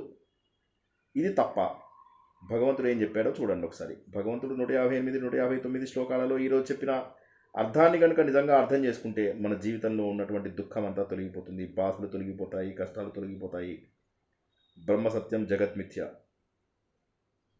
మరోసారి శ్రద్ధగా విన్న మీ అందరికీ కూడా హృదయపూర్వకమైన కృతజ్ఞతలు తెలియజేస్తూ, భగవంతుడు మీ అందరికీ కూడా శక్తిని ఇవ్వాలని, మీ అందరికీ ఆలోచించగలిగేటటువంటి సమయాన్ని ఇవ్వాలని, సమయాన్ని ఇచ్చిన తర్వాత మీరు వాటిని వృధా చేయకుండా భగవంతుడికే కేటాయించాలని ఆశిస్తూ ఈరోజు ప్రవచనాన్ని ఇక్కడికి ముగించుకుందాం. జై శ్రీకృష్ణ.